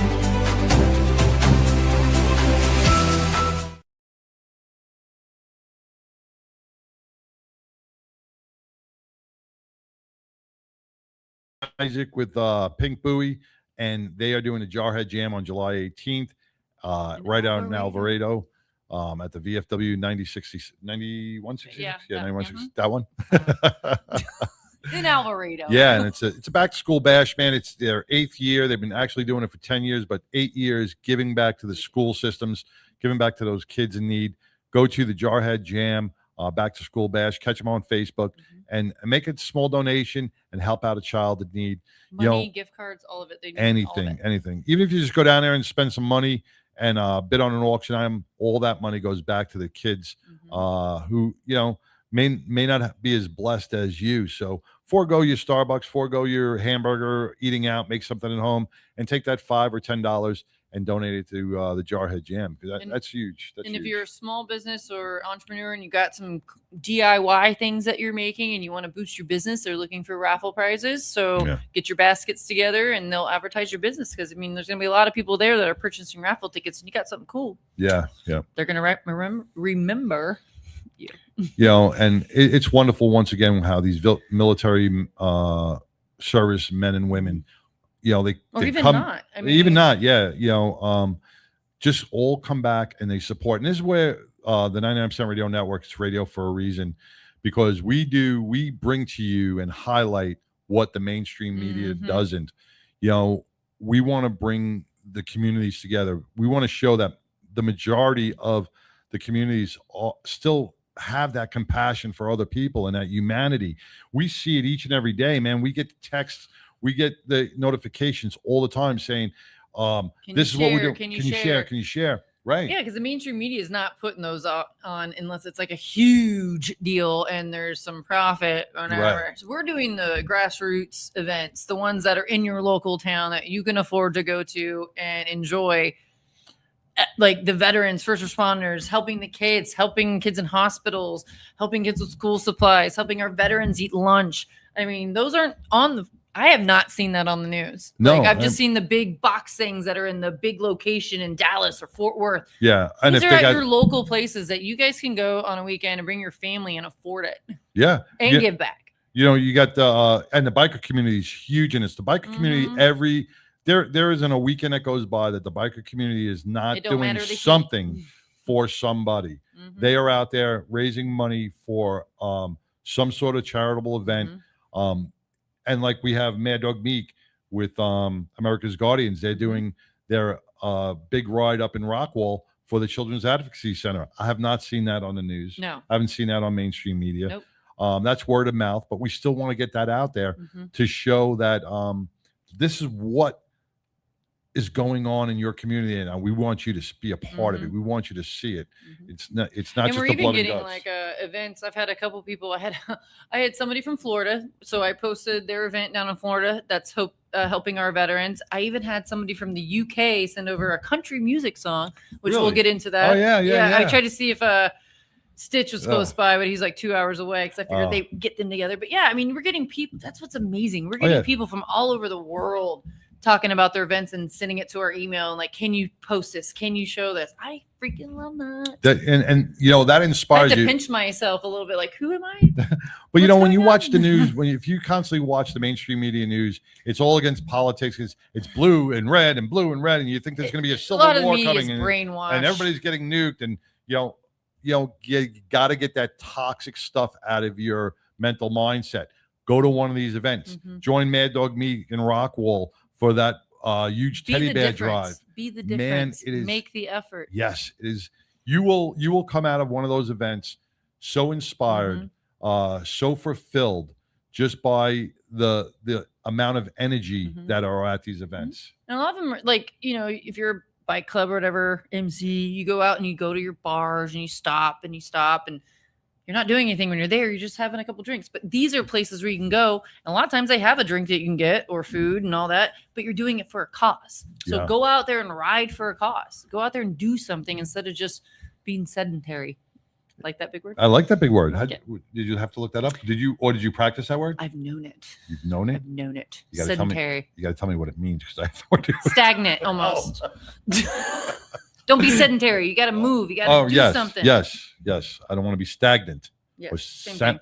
sanitary. Sedentary, not sanitary. I want to be No, sanitary. you need to be too. I want to be sanitary You need to be too. sanitized. Put some Windex on it. I want to be sanitized too. But yeah, we got tons of stuff. Like I said, I have to keep talking about. We have my Beers and Betties coming up because we are still looking for some raffle prizes. We've got 200,000 airline miles up for grabs. So there's 4 chances to win 50,000 airline miles, totaling up to 200,000. So there's 4 chances to win. And we have some stuff from Harley Davidson. I'm going to stop there and grab that. We got a $100 gift card from Indian Motorcycle. We've got some custom cowboy hats or cowgirl hats. And then we have the music bingo. But these are like you got local- Robert DeMarco is going to be Robert auctioning off, DeMarco. We have a autograph signed book of the line that held. Yeah, so we're looking for new raffle items because it's all for the veterans. And these are the events that you guys need to that aren't on the media that you could actually go back and get something back as well. Yeah, and not only giving something back, you get to sit with some of these veterans. Oh, you get to sit with some heroes at this event. And when you start talking to them, they love to share some of their stories with you. And you can just sit there and your jaw just drops going, oh my God, like with Don Graves and all these other World War II veterans. And you're like, man, you were 17 when you joined. You lied on your birth certificate. You got in. You're 18 years old. You were serving this country. Man, it really makes you go, wow. Because it was like, well, it wasn't last year. It was 2 years ago, Beers and Betties. We had it at Ice House in Keller. And one of the veterans got up and I've known him. He was one of my drinking buddies at the Ice House. And he's kind of quiet, but he's funny. He just got up. He's like, I have to say something. And it was that moment. I mean, that's what that's about. He was like, I want to get up and I want to talk about what I experienced. And we gave him the mic at Beers and Betties, and it was emotional. It was emotional. Yes. And that's what it's about, that these veterans get to come together with like-minded people and get to share and get to express themselves with their peers. You know what's cool about that too, on the other aspect, is that you have provided such a comfort level for them. When you open up that space where a veteran is able to do what he did that day, that's kudos to you, the Battling Betties, to everybody who was there supporting. That gives that veteran a healing that he was that comfortable to do it. You cannot describe. And that was that. He Like I said, that came on was the show emotional. after it. That was so emotional, and I'm sure that provided so much healing for him as a person. I don't think he talked about that for years. Well, years. And he felt at that moment at Beers and Betties in front of his peers of roll call. And he wasn't a part of roll call. He was just my buddy that I knew from being at Ice House in Keller. And I was like, hey, I'm doing this event. You really should get involved with roll call. And he just was there for the day and realized he had a bunch of his peers around him that served in the same war, Vietnam War. And he was like, you know what? I want to share this. That's huge. You just said it. Because the Vietnam War, right? You have a whole bunch of different veterans that come in that didn't know each other in the war, but when they get into that group, they find out how close they were. Well, think about it. They were in the Vietnam War, and it was such a controversial war that even them being a veteran of Vietnam in that time, they were getting booed and whatever. And spit at when they came back. Yeah. So that was, I couldn't even imagine. You sign up to help your country and you come back. Yeah. It's so sad. For him to it's be sad comfortable. that happened. Yeah. The last time we really honored our veterans for serving this country with a hometown hero parade was World War II. That was, you think about that. Yeah, that's it. Iraqi freedom, Afghanistan, Iraq. They were those veterans were not, when they came back, they were not honored for their service by the United States of America. I was a little sheltered, I think, growing up, because living on the military bases. So when those soldiers came back, my mom always took me to the air hangar to watch the veterans come home. Like, we didn't have any family member coming off of the plane. But my mom was there for the wives, because my mom was the head of Red Cross for a long time, worked with March of Dimes for a long time. She, like I said, she ran with the Olympic torch in '96 for being a community hero.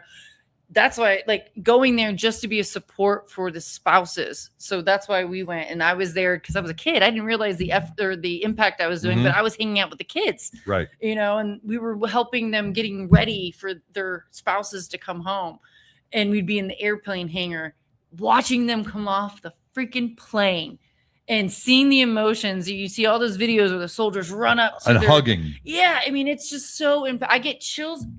Literally. I don't do that very often. I do have a heart. But yeah, I mean, it just brings chills to you. Like, you don't realize these people that are like burning flags. I can't even believe I'm saying this right now, that are burning flags and denouncing America and putting their flags upside down like that bitch in Flower Mound with your fucking bakery hive. Fuck you. Fuck you. Fuck you and your cupcakes. There you go. Yeah. Yeah. You know, and Put that on YouTube. If there's a business not supporting America because they're there's pissed off at the president, you know what? We don't support you. There's a fucking That's it, man. bakery in Flower Mound called Hive that denounced 4th of July and had cupcakes and cakes with upside down flags that said, "Oh my God, in distress." That's horrible. It's called Hive in Flower Mound. She's a red-haired cunt. Sorry. I can't believe you can have a place like that. That's horrible. I mean, think about the rights that gave you that opportunity to open up that business. Right. Well, you know what? Those same rights, those same people have the right to close that business. No, but that's right. It pisses You know, me that off. that's You can hate the president. You don't have to like whatever, but you can't fucking hate our country that you live in. no. I'll pay for your one-way ticket. Yeah, yeah. We'll send you right to communist China Let's go to or Cuba. the communist country. Or Venezuela. That's You successful. can go to Venezuela. Communist country that's successful. There isn't one. No, there isn't. There isn't. That hasn't worked in ever. But you know what? Mm-hmm. It is so Rant disheartening. over. But you know what? That's one person, and that's why we do what we do. We want to show, like when we just brought on Josh Gillespie, we brought on Isaac, and we brought on that whole entourage right here, and his beautiful daughter, and they show their patriotic pride and give back. You know what? They're not just they're not denouncing our thing. That they all have their own little battles that they're battling, but you know what? They still give back, and that's the beautiful thing. That's what America is about, giving back. We got too many self-entitled people out there that don't want to give back. Uneducated people is what I call them. Well, is he on or no? No. Oh, well. Chaz Taylor, I'm coming to your house. Yeah, we're coming after you, Chaz. Coming after you, Chaz. Yeah. But let's bring up ComicCon. Play our little video. And that's going to be coming up this month. It's the CowTown ComicCon. Check this out.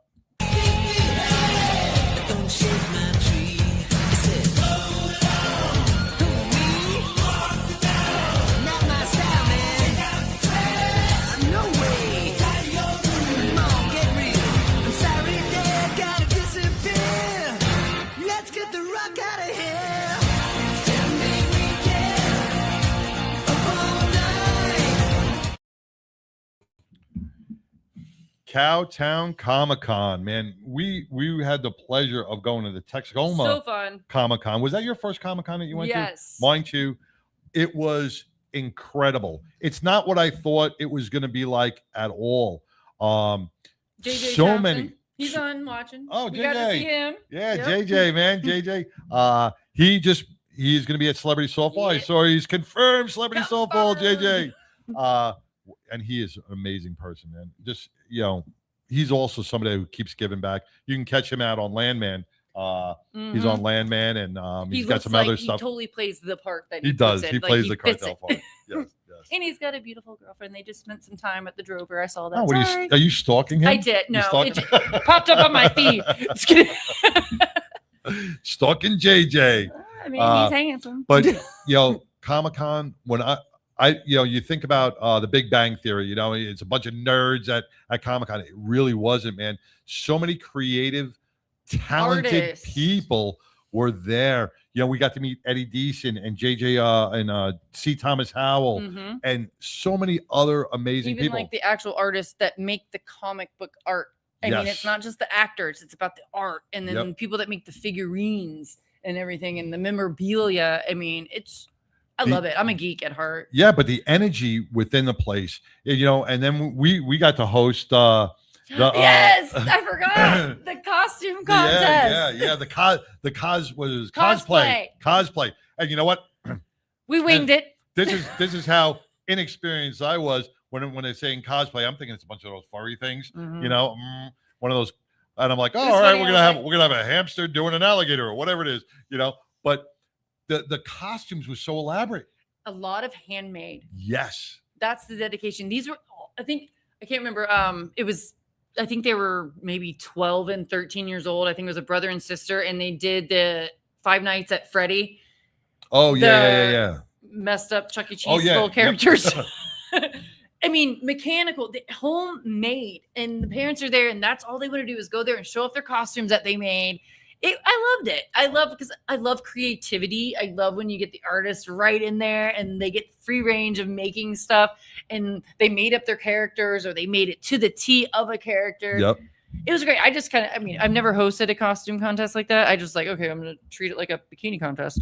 Yeah. Here's contestant. But it was awesome. It was. And the crowd was great. You had JJ there, signing autographs. You had Chaz Taylor was there signing autographs. And you had the whole big panel of all these different stars and celebrities and comic book heroes that we all grew up with, I have to say the artwork and the figurines that people were making were amazing. Yeah. I mean, just the detail that they do in the artwork, and then the lady that had figurines with, remember the eyeballs in it and stuff. Yeah. Glue, I mean, I can't describe it enough. Half horror, half like beauty. And if you like the horror stuff, I love scary stuff. It's all at the Comic-Con. My son came up there with his girlfriend, and the mystery box the thing. mystery box. Didn't know that was a thing. It's a thing. He was he got those little poppers and all those little figurines. You go there and you buy it was like $50 There's for different value boxes, and you get to pick like SpongeBob or Harry Potter, or Walking Dead, and you pick the box and you open it up, and you don't know if you're getting stickers, T-shirts, all that stuff. It's filled. Really cool. It's filled with all these things. Collectors. It's like a kid at Christmas. Yeah, it's like just my opening son up. was pissed because he picked the box and he didn't realize he picked the XL size. He's like, my T-shirt's too big. I'm like, bitch, you picked the XL. You can't return it. But still, I wear it. It's fine.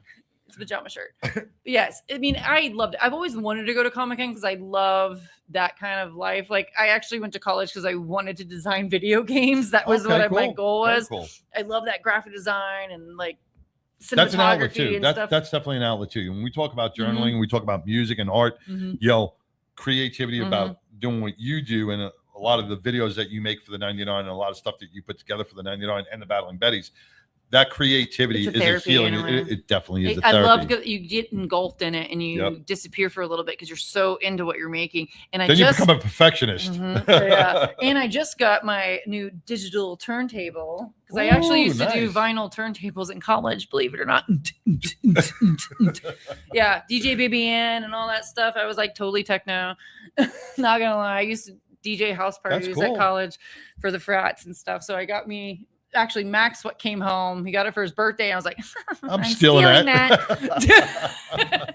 So yeah, I'm getting back into all that. So when we do our music venue, like very cool, Yep. DJ Pitbull. DJ Pitbull in the house. Maybe one day you'll be DJing at Comic-Con. How cool would that be? What would the outfit be? I don't know. But it is now. Comic-Con is here. It's coming up this month. CowTown. Go on to CowTown Comic-Con. Tickets are like $30 for the weekend. Yeah. Totally so you can do the whole weekend. Make it a planned event, or you can go one day. There's food. There's drinks. There's so much stuff to do within that venue. And get dressed up. I was kind of mad I didn't dress up. What would you have dressed up as? Tomb Raider. Really? Maybe. So we're going to go this year. Are you going to dress up? Yeah. All right. How much time do I have to get in there? I think it's July 18th. I'll see what you don't have much can time. do. Not much time. I think the only costume I have at my house is Mrs. Claus that I use for tattoo mark. Well, that sounded weird. We always go off the rails a little bit. We always go off the rails. When we get to the 5 o'clock hour, it gets a little crazy. Yeah. But no, COMICCON, CowTown COMICCON. It's in Waxahachie, right here. Bring the kids. It's a family event.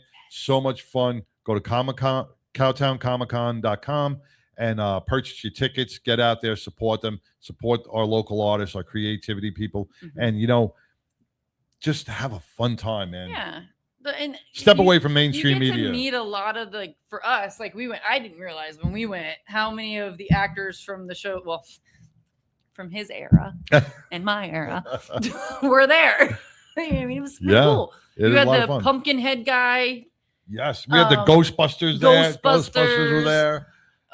Like you said, what was the guy he was in Grease? Oh, Eddie Deason. Eddie Deason. Yeah, he played Eugene in Grease. I mean, he's a big star. And he was the kid in War Games. He was in War Games. But he was the kid in the train. What the fuck? That. Yes. The Christmas movie. Yeah. He was the kid. He played the voice. He was the voice. Why can we not he do did that? so much stuff. He's known for Grease, but he's done so much stuff. And I saw him on Facebook the other day. He got a residual check, and it was like 50 cents. He's like, "Yep, this is what my residual check was." But it was from another movie he did. 50 cents I don't have. Yeah, but he was a great guy, fun, very open. C. Thomas Howell was there from The Outsiders, signing autographs, taking pictures.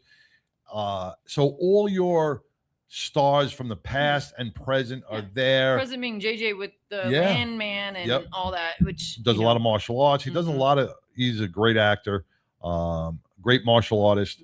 And he'll be at Celebrity Softball. And he's great at Celebrity Softball, which you can meet JJ at Celebrity Softball this year at Ryder and that's what's Stadium. great about Celebrity Softball. You get all these local celebrities, even not local as far as Texas, but they come in and they come on their own dime. They're not paid to come. They're coming out of their kindness of their heart to be there for the fans and for our veterans and the charities. And you pay. The tickets are cheap, y'all. You can take the whole family for the price of one Ranger ticket. I mean, really. And you can get down to the field and get the autographs. They have plenty of time for you to get down there. They want you to get down there and mingle with everybody. Yep. My kid got an autograph from the Diary of the Wimpy Kid and then Terrell Owens. I mean, and T.O. will be there again this year. I had to interrupt his massage at the dugout, but I got one. you know what was really cool too? McMahon was there, right? And he had a knee injury. He just came out of knee surgery. That is a cool right? But he still came and supported, right? And this year, right, Rocker Steiner is badass. He is a world champion bull rider. So kind. He just got neck surgery. He's going to probably be out for a year because he got neck surgery from he just went through neck surgery, and he's still going to come out there and support. And that shows how much celebrity softball means to these guys on giving it back. They don't care if they had neck surgery or knee surgery. They're still going to come out. They know that their name means something to other people. And they want to share it. And for them just being there, the boost that event gives, I mean, that's crazy. I mean, if we would show up, we would know. But it's but to have that kind of name, Sideshow and Pipple will be there. Hey, we'll bring in a ticket or two. We'll bring in a ticket or two. They're there because they know they're using their name and celebrity for a good cause. Yes. Yep. And that is what it's all about. And that's why I love everybody that's been there. And it is a family reunion for us because we got to meet every single one of them. We got to hang out with them the night before. Literally got to dance with the DOC. Your dream. Dream. Like I'm a Rough Rider. Back let me say. Yes. Man, so No Limit Soldier. Just kidding. Chance knows what I'm talking about. I don't know what you're talking about. I know. All right, we're gonna take a quick break. We're gonna take a quick break, and I'm gonna calm Pitbull down a little bit because she gets overstimulated, but that's great. And you know what? This is open to everybody. Once again, Celebrity Softball on September 12th. Tickets went on sale July 4th. Go to celebritysoftballclassic.org and you can purchase your tickets. You can purchase you can get some great merch. Yes. Great merch. You can get a jersey, all the things, and you use code CSC TX. No, SCS CSTX26. I will post it, but yes, Yeah. you can get 6 free tickets. I think I have an S there that's not supposed to. Yeah, but what TK said when he came on the show the last time, if you're gonna use that promo code and you're gonna get those six tickets, please use them, because if you don't use them, they could have went to somebody else. Mm-hmm. So if you're gonna use that code, please make sure you're gonna the Celebrity Softball Classic and TK is so grateful to give away those tickets.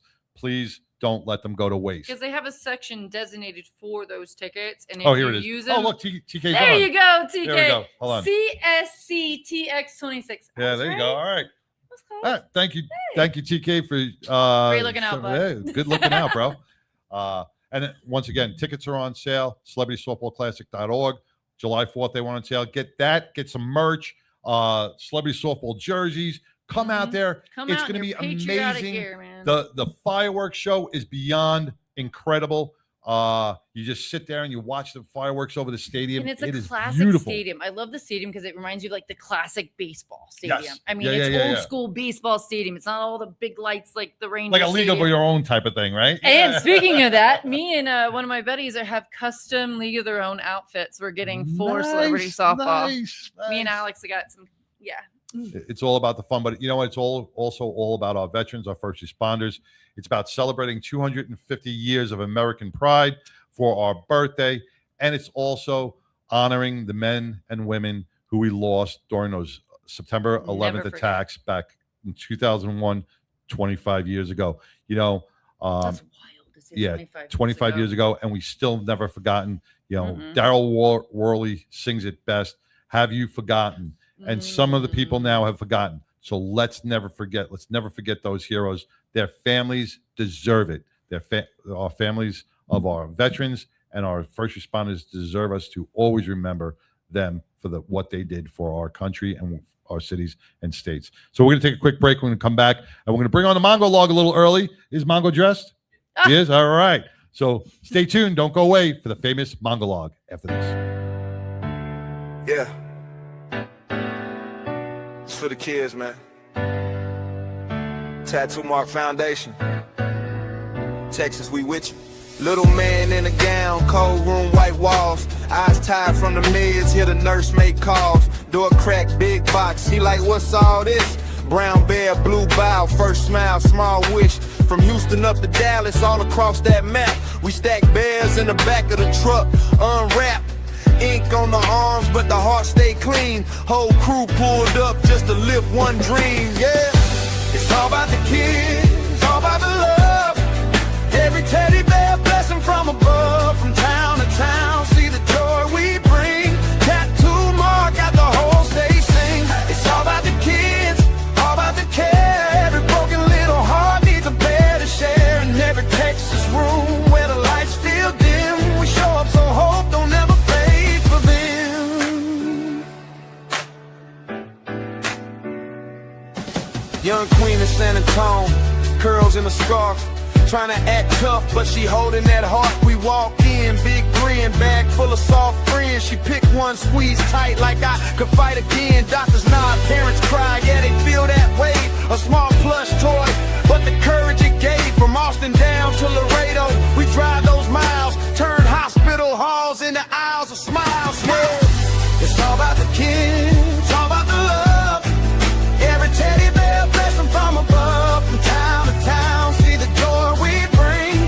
Tattoo Mark got the whole state sing. It's all about the kids, all about the care. Every broken little heart needs a bed to share. In every Texas room where the lights feel dim, we show up so hope don't ever fade for them. Box after box, we ain't stopping that stream. Every stitch, every scene, part of somebody's dream.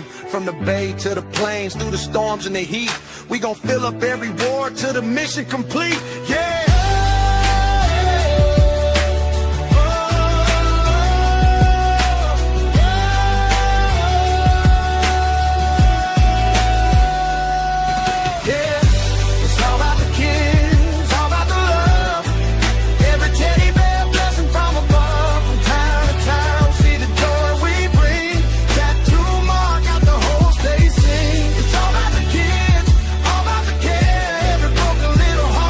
Bed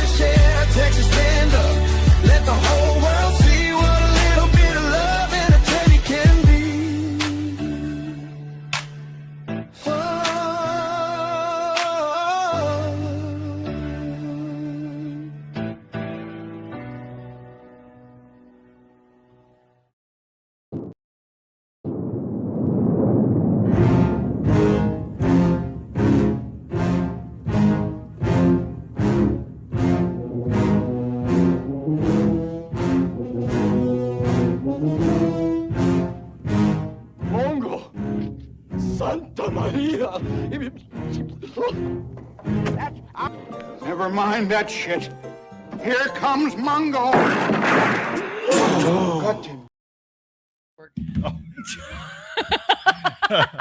Welcome, Mongo. What's going on? How are What's those Jolly going on, Ranchers? Well, we actually picked up some Jolly Ranchers today. Did you? Wink, wink. Wink, wink. Oh. That was fucking hilarious. You know, that last week when we were talking about the Jolly Ranchers, and you and Billy Ball both at the same time did that. You got to look at that clip. It's up on our Facebook page. Man, it couldn't have been timed more perfect. Oh my God, it was so funny. It was so funny. At least we're pretty. Mongo, how you doing, brother? I'm doing good. Still. How was your 4th of July? It was quiet. We Let's stayed get you home. live in California. Didn't do anything. I watched the delayed presidential speech and then the following fireworks show, but we didn't go anywhere. Yeah, you know, I got to watch a little bit of. I didn't see the presidential speech at the White House, but I did see the thing, and I did see the one at Mount Rushmore. That was an amazing with Hannity, and you know, it was great to see the flyover I would of like Mount to Rushmore. see that. I mean, I've been to Mount Rushmore because of Sturgis or Right. whatever, but like to see that with the fireworks. Oh, wow. Yeah. It was a beautiful thing, man. It was I only so saw patriotic. part when he went to the Roosevelt Museum, and then I took off. I think I went to the gym, and when I came back, I think other stuff was going on, so I just went about my day. Oh. Yeah. Well, Wah, wah. you're in California. They're not celebrating. like, they're not celebrating America anyway out in No, California. no, we hate America. Cancel. Turn them off. I'm done. Well, not Mongo. Mongo doesn't hate America. I know. Oh, no, not me. It's just the people around me. So, do you have American flag outside your house? I do. I'm sure you do. Yeah, I'm the only one in the neighborhood, but I do have one hanging in front of my house. You know, that's crazy. Like, even in my neighborhood, like, it's not as much as you would think. I think It's me, my neighbor, and maybe a few other houses. But you know what? I think a lot of people now are We scared gotta- that they're going to be targeted. I don't give. Say something. No, Say something. no. But Mike. I think they're scared they're going to be targeted if they put up. You know, because you even see these. Like I saw a video the other day. A UPS driver was delivering a package to somebody's house, and she had support Trump signs on, and the guy ripped them out, caught them on their ring cam, ripped them out and threw them across the yard. You know, you don't know who's going to do damage to your house because these left-wing lunatics and from the Democratic Party, you know, they're not beyond, you know, throwing a rock through your window because you have the American flag. Look what that chick from, you know, when we were talking about it before, I don't know if you heard it, Mongo, but on The View, those 5 deranged lunatics on The View, talking about how she feels unsafe when she walks through a neighborhood full of American flags. When does she walk anywhere for one thing? And That's what I was saying. Where the hell is she walking? Yeah. And I'm gonna tell you, if I walk down a neighborhood that don't have it and has other flags, that's where I don't feel. Right. For one, I'm a white female, and apparently I'm targeted now because it's just being white. Yeah. I'm a racist. Yeah, And I'm like, yep. bitch, Yep. I've been down your street. I don't know. I hate it. I've never been, and like where I grew up, I've lived on military bases, and outside military bases is always a melting pot of people. That's where I grew up. And so, like, to me, I've never seen race. And it's not until I'd say the past few years that me being who I am and walking down the street with, not that I'm really walking down a street anywhere that's that bad, but like having a American flag t-shirt on. Yeah.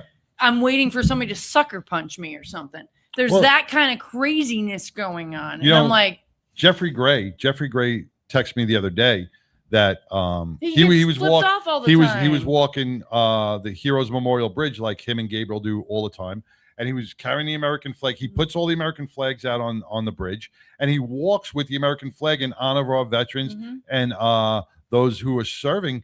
And man, he got shit thrown at him. He got derogatory things yelled at him. I mean, just don't that's understand that. horrible. You realize that Horrible. we have veterans that are all races and colors. Yes. Like we have people that are proud from other countries that come here to serve. You know, they come here, and I just don't get it. I don't get it that you can have such hate by just for honoring the flag and honoring your country, and you get hate from it. Do you see a lot of that I mean, here in Texas, you don't see a lot of hate because it's Texas. Because they Texas, know better. But, you know, in New York, you see it on the news. Are you feeling that in California, Mongo? You know, it's happened several times, but coming home from the gym, we passed by some freeway pedestrian overpasses. And on certain occasions, there'll be like a group of 20 with a big banner, either made out of a bed sheet or made out of a piece of paper that, you know, support some left-wing policy or some bullshit. Like, we drive by, we stick our hands out the window, we go, hey, and I beat my horn. We let them know that we're supporting them with our single finger. But you know what? We really live in a quiet neighborhood, and I honestly don't know the politics of the people around me because I don't talk to them, and I don't care. I mean, you do what you do. I'm going to vote the way I'm going to vote, and I'm not going to come out and you know, jump up and down and scream if I don't get my way or if you get your way. I don't give a shit. But once our family commitment here in Napa is over, and unfortunately that'll be when my stepmother passes and when my father finally passes right behind her, we are out. We're looking seriously. There's a small enclave in Central Oregon, believe it or not, that's very conservative, but we know some people, or going back to Nevada where we started this whole thing. But we're not going to stay here because I hate it here. I don't know anybody, and I don't want to know anybody. Yeah, you know, and I know you're staying there because you have, like you said, an honored commitment to your family. You have to be there as caregivers, and you know, it just sucks that you have to go through that. We hate that you left Texas, but we understand why you had to leave Texas. And, you know, we want you to fall in a place where you can wake up in the morning, breathe the fresh air, and be patriotic because you did serve in the United States Marine Corps. You served proudly as a law enforcement officer. You were injured as a law enforcement officer. You served so much throughout your life. You deserve to be happy and wake up in a place where people respect you. And, like, if he wore, like, a veteran hat, I feel like... Yeah. You mean, it just... I see how people are treating people that are veterans walking around with their hats. You see those TikTok videos and they're like, and they like disrespect. I just don't understand. I've got on the back of my truck, I've got a huge Marine Corps emblem on the window. I've got Marine Corps plates on my truck and my Jeep, and a huge tire cover on my Jeep with a Marine Corps bulldog. I dare somebody to give me any shit. Right. Right. Yeah. Yeah. You'll be tire mud if you give me any shit. Roxy always goes, yeah, but you'll get in trouble. I go, no, they'll never find the body. Believe me, you'll never find the body. Yeah, I know a pig farm. Yep. I know a guy. I got a guy. I know a guy. Know a couple of guys.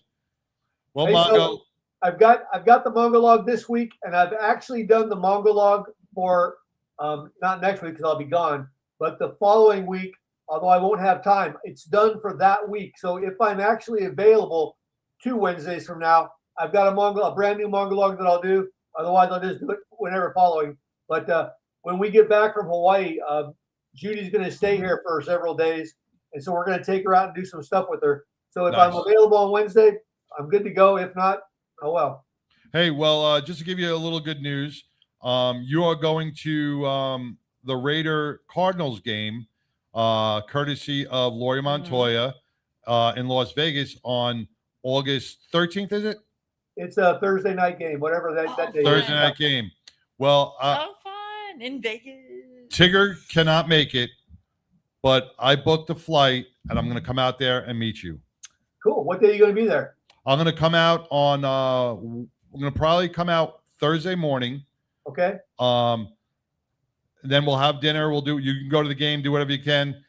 Maybe we could see you after the game, and then we will fly back on Friday. I'm gonna take my son-in-law with us. Absolutely, that'd be perfect. We'll make it happen.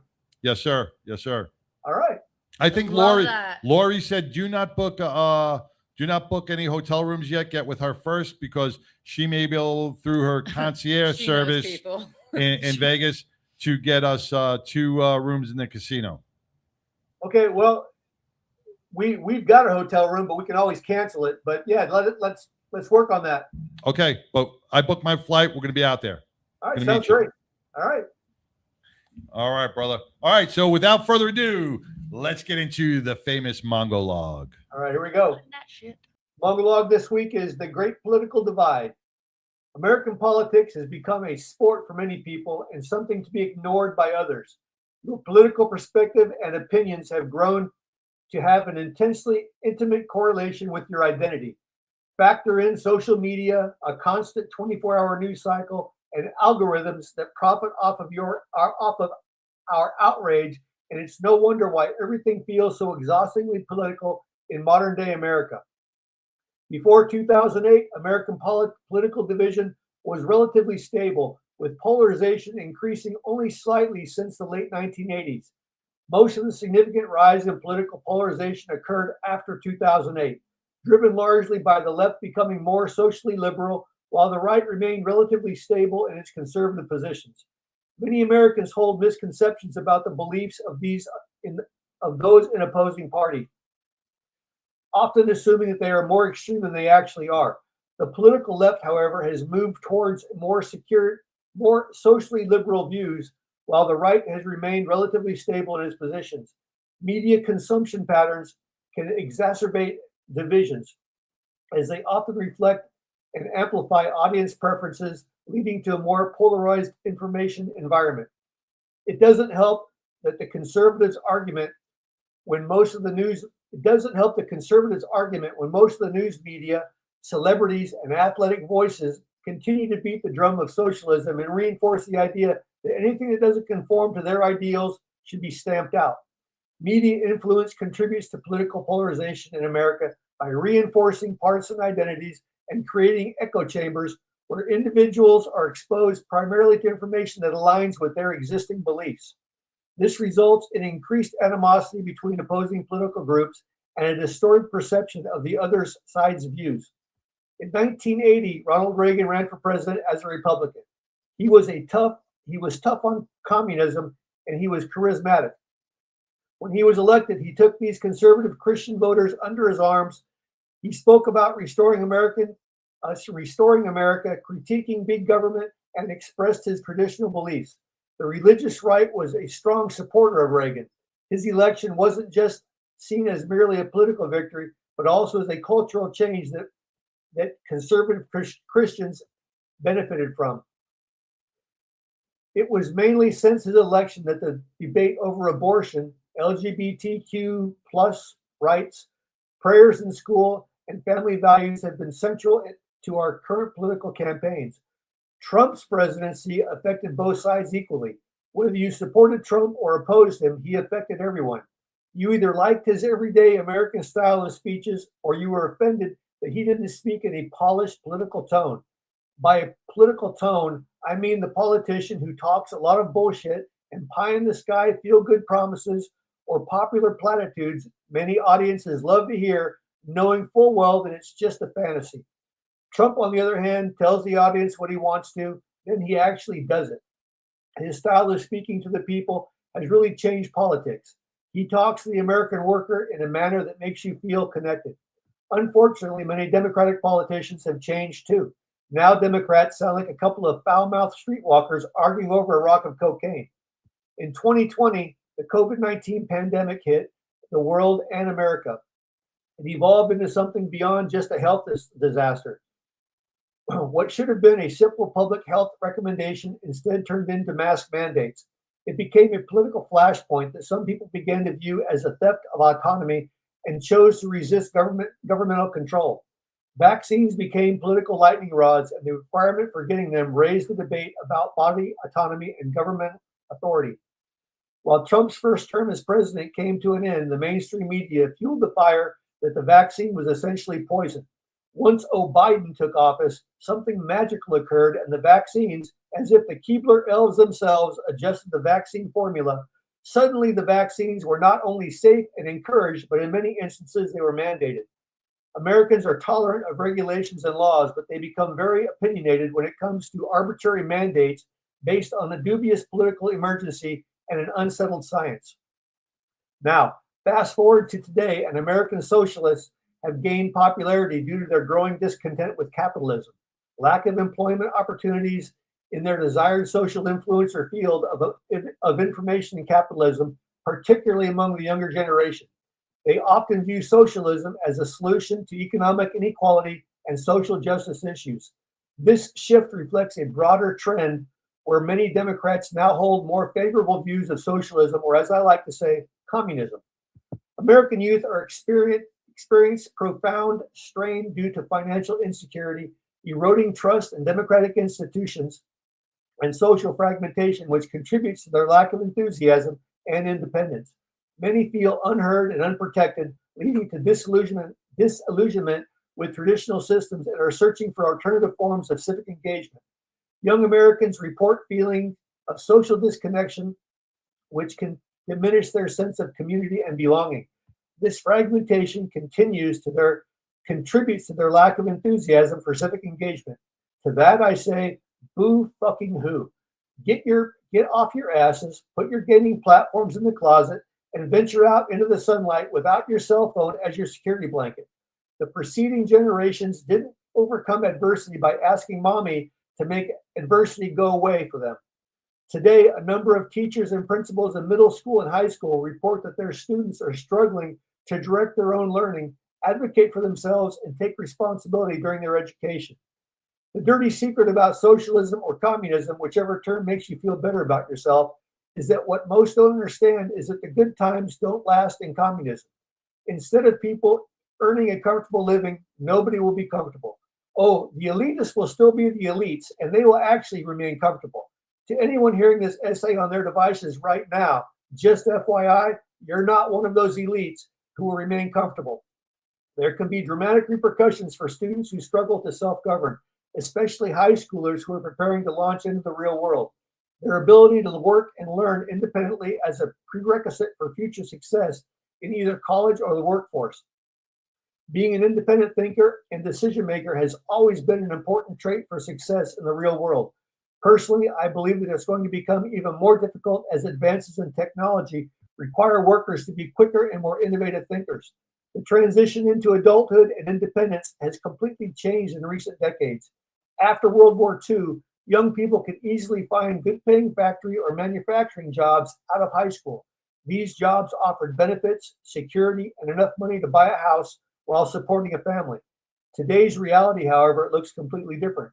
American youth are experiencing profound strain due to financial insecurity and eroding trust in our democratic institutions, as well as social fragmentation. This contributes to their lack of enthusiasm and independence. Many feel unheard and unprotected, leading to disillusionment with traditional systems and are in search of an alternative form of civic engagement.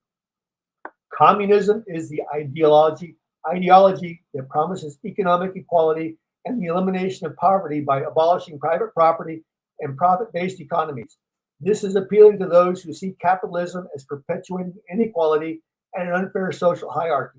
In theory, it envisions a classless society where resources are distributed based on need. Its historical implementations, however, have only led to authoritarianism. Under communism, you work hard and share everything except the power. George Orwell's short novel Animal Farm explains the implementation of communism in a much nicer way than I ever can. I highly recommend reading this short book if you're having a hard time understanding how fucked up communism actually is. The idea of communism attracts many individuals due to its promise of economic equality and the elimination of poverty. This vision appeals particularly to those who perceive capitalism as a source of inequality and an unfair social hierarchy, or as I like to say, just a bunch of lazy kids. Communism has faced significant criticism for various reasons. It has been criticized for leading to authoritarian regimes, economic inefficiency, and the suppression of individual freedoms.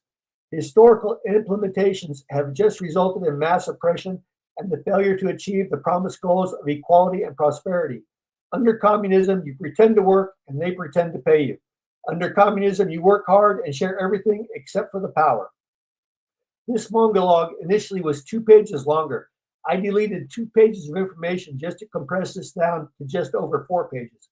I actually took several days off from writing this because I became angry while I was researching. If I hadn't taken the time off, this monologue would have been filled with F this and F that. Our education system is unfortunately very left-wing biased, and our children are being cheated of an accurate and truthful history lesson because of our school's left-wing ideology. Without giving his exact quote, Ronald Reagan specifically said, "We are one generation away from losing our freedom. We need to take a stand and not be afraid to tell our children, our neighbors, or our friends how dangerously close to the edge we really are at this point in time. The left wing of the Democratic Party is no longer democratic. Make no mistake about it, they are communist. Our system still allows for us to choose in our elections, and we need to choose carefully. And that, my friends, is that. Whiskey improves with age, and I improve with whiskey. My name is Mongo. Whiskey goes in, wisdom comes out. I smoke cigars and I know things. Mongo is out, and now back to you in the studio. Powerful, man. That is so powerful and so true. When you talk about we are one generation away, where Ronald Reagan said that, you think about how that was a long time ago when he said that, when he was president, and he had the foresight of seeing that. We have two great presidents. We had Reagan and we got Trump. Both were never politicians. One was an actor, one was a businessman, and they know how to run the country and they know how to talk to the American people. But we have these people out here now that's Democratic, socialist, communist, Islamic. What is a woman? Islamic parties that are considering. I mean, you could almost consider them enemies of the state, right? It's radical thinking. The Democratic Party should actually just tell the communist wing, you know what? Go do your thing. You guys be your communists, but you may not be Democrats. The Democratic Party needs to draw a line, but they're not going to do it because they're afraid. They're so afraid of losing power that they're willing to bring communists under the tent to overcome the Republicans. But what they don't understand is they're going to lose their seats too if that's what they let happen. I think it's going to come. There's going to come a point where the Republicans are going to just stand up. They're going to stand up and start getting out there and fighting back. Enough. We had enough. When like here we have Iran threatening to assassinate our president. We should be every person who lives here in America, like Trump or not, should be furious that you even thought about assassinating our president or taking out Netanyahu.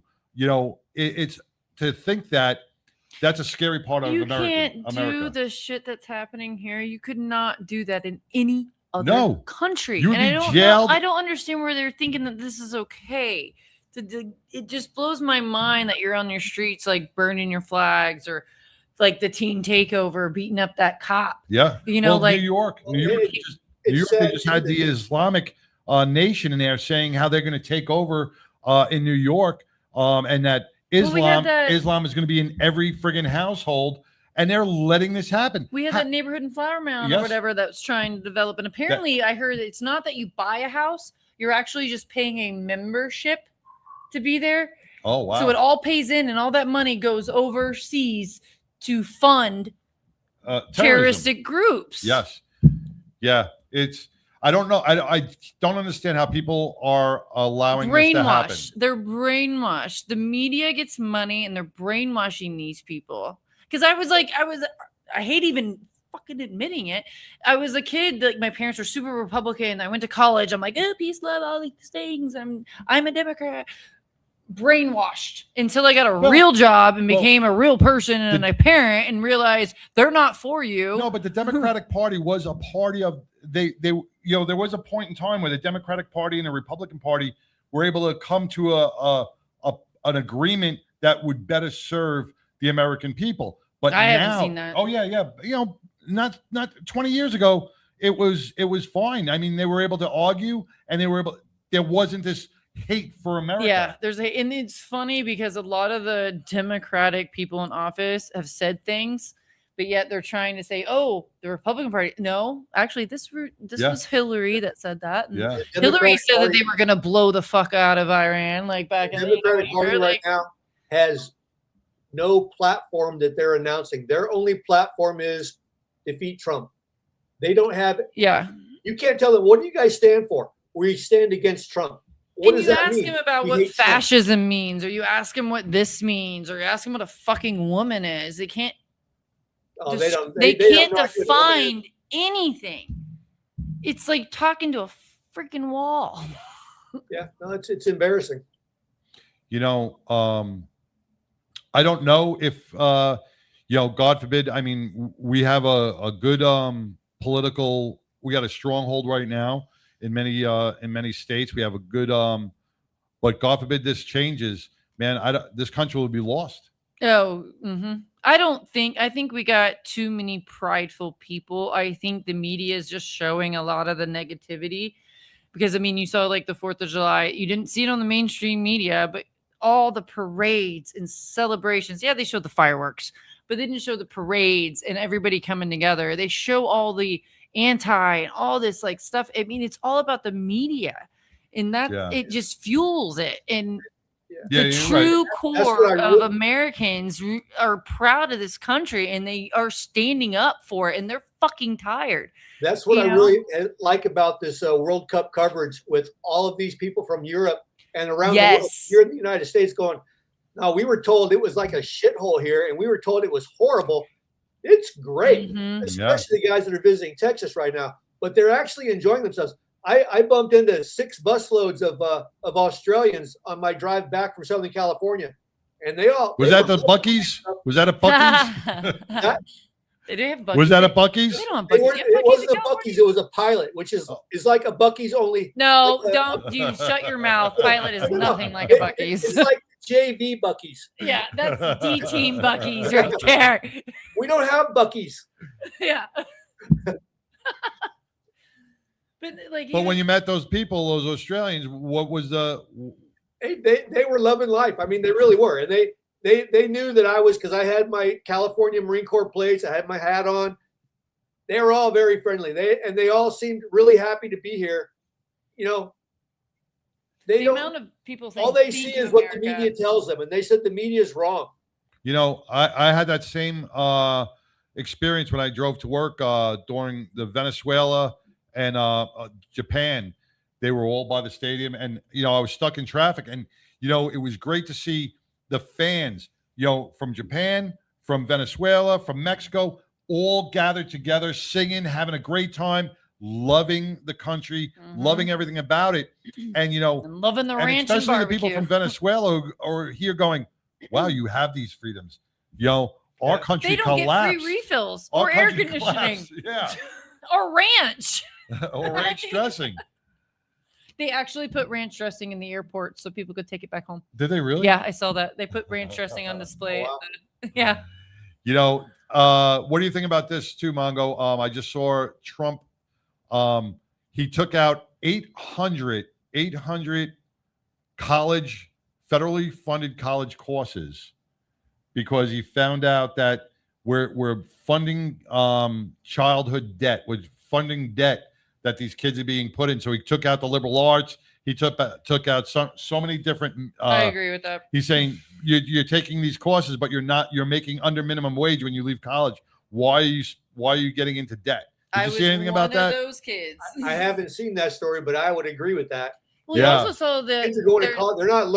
They're not learning how to be free thinkers. They're learning some stupid thing that they'll never they're work learning with.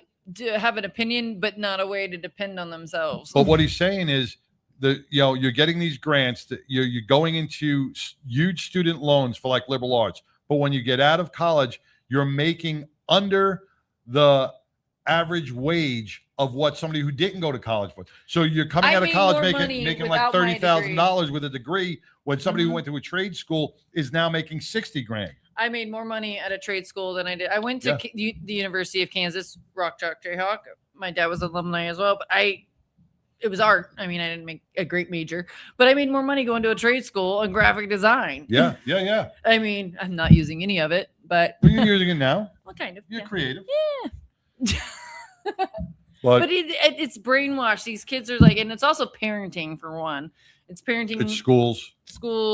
That's what, at least I feel a little bit safe with Texas, because I feel like Texas has its core values still. with the school system because my kids going to be in middle school next year, and I'm worried about there's teachers teaching the kids. But I feel like hopefully, I'm not wrong, that they're gonna keep that shit out of the school here for right now. Like I can't imagine having an 11-year-old in California. I can't imagine the schools Wisconsin in California or Massachusetts, wherever the fuck. It'd be nice if somebody going to college was going because they want to be an engineer or they want to do something where the education beyond high school is required. You have to learn more to do your job. Right. Because like you said, Pitbull, trade schools are available. The military is available to just figure out what you want to do in life. And then you have the GI Bill to help you pay for your education. Mm-hmm. And even like with my dad being military, me as his dependent, I was able to take free college classes on the military base.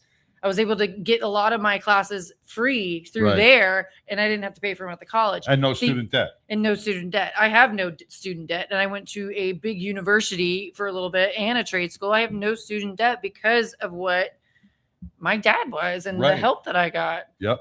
Yeah. Well, so my son wants to go in the army.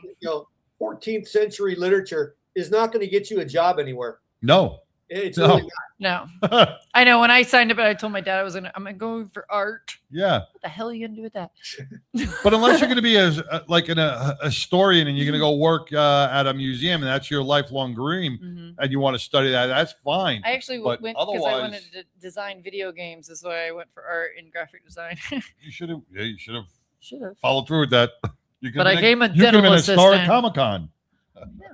There you go. I can still do it. But Mongo, what these Mongo logs each and every week, once again, you grab the news media from every different platform, you bring it together, and you bring it into an opinion that makes sense to everybody who listens.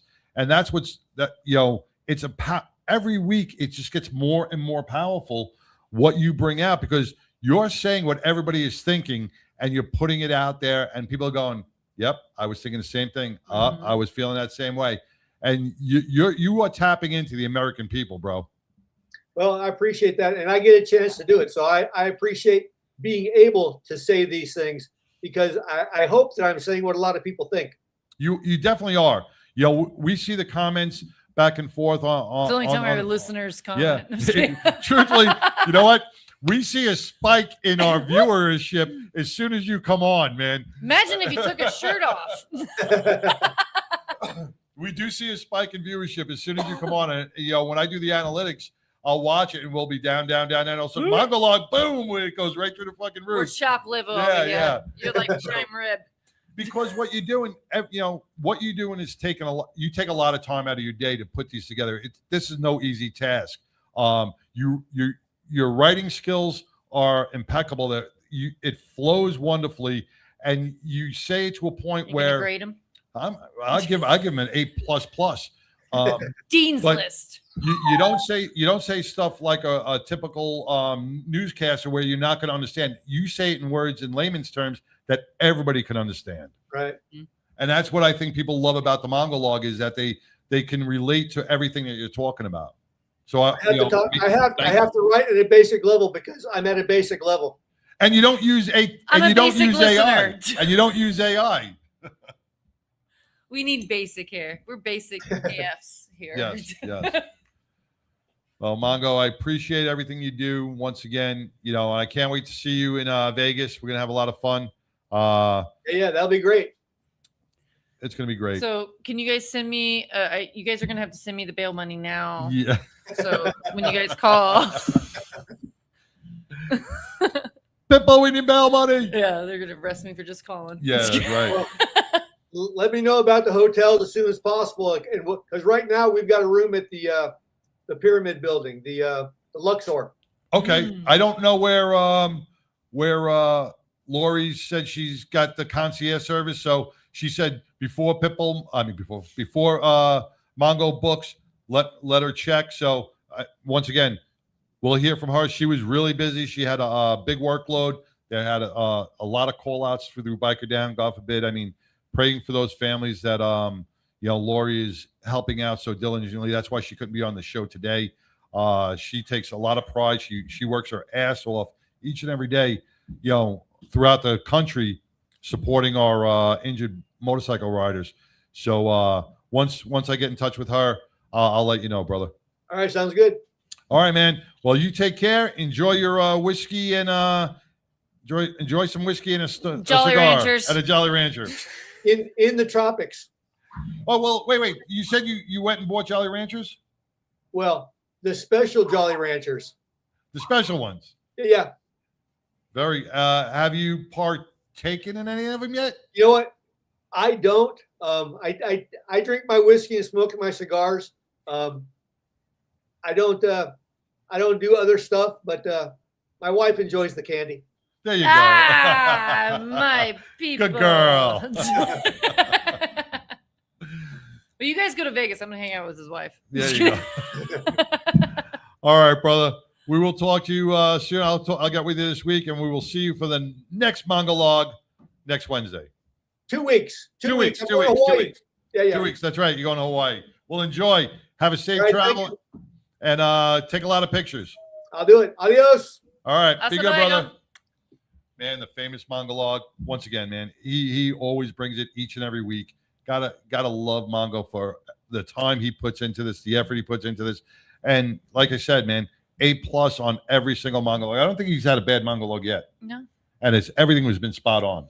Now, if the news media would pick up what Mongo's saying and brought Mongo on as a commentary, No, that's too risky. we don't want to lose him. That's We don't want to too lose. risky. We want to keep him with the 99. We don't want him on Fox. Exclusive. Exclusive. Here, Yes. right on the 99.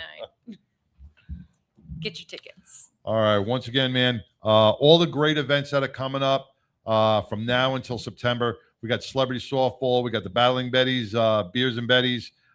We have the Tattoo Mark Foundation events. We got the Jarhead Jam. We got so many more things going on. Check out our webpage. Subscribe to our channel. Share it. Like it. Whatever you want to do. But attend these events and support those who are out supporting their community. Do something bigger than yourself. Yeah, exactly. And if you could be anything in this world, be kind. Be kind. Don't be a Peace. dick.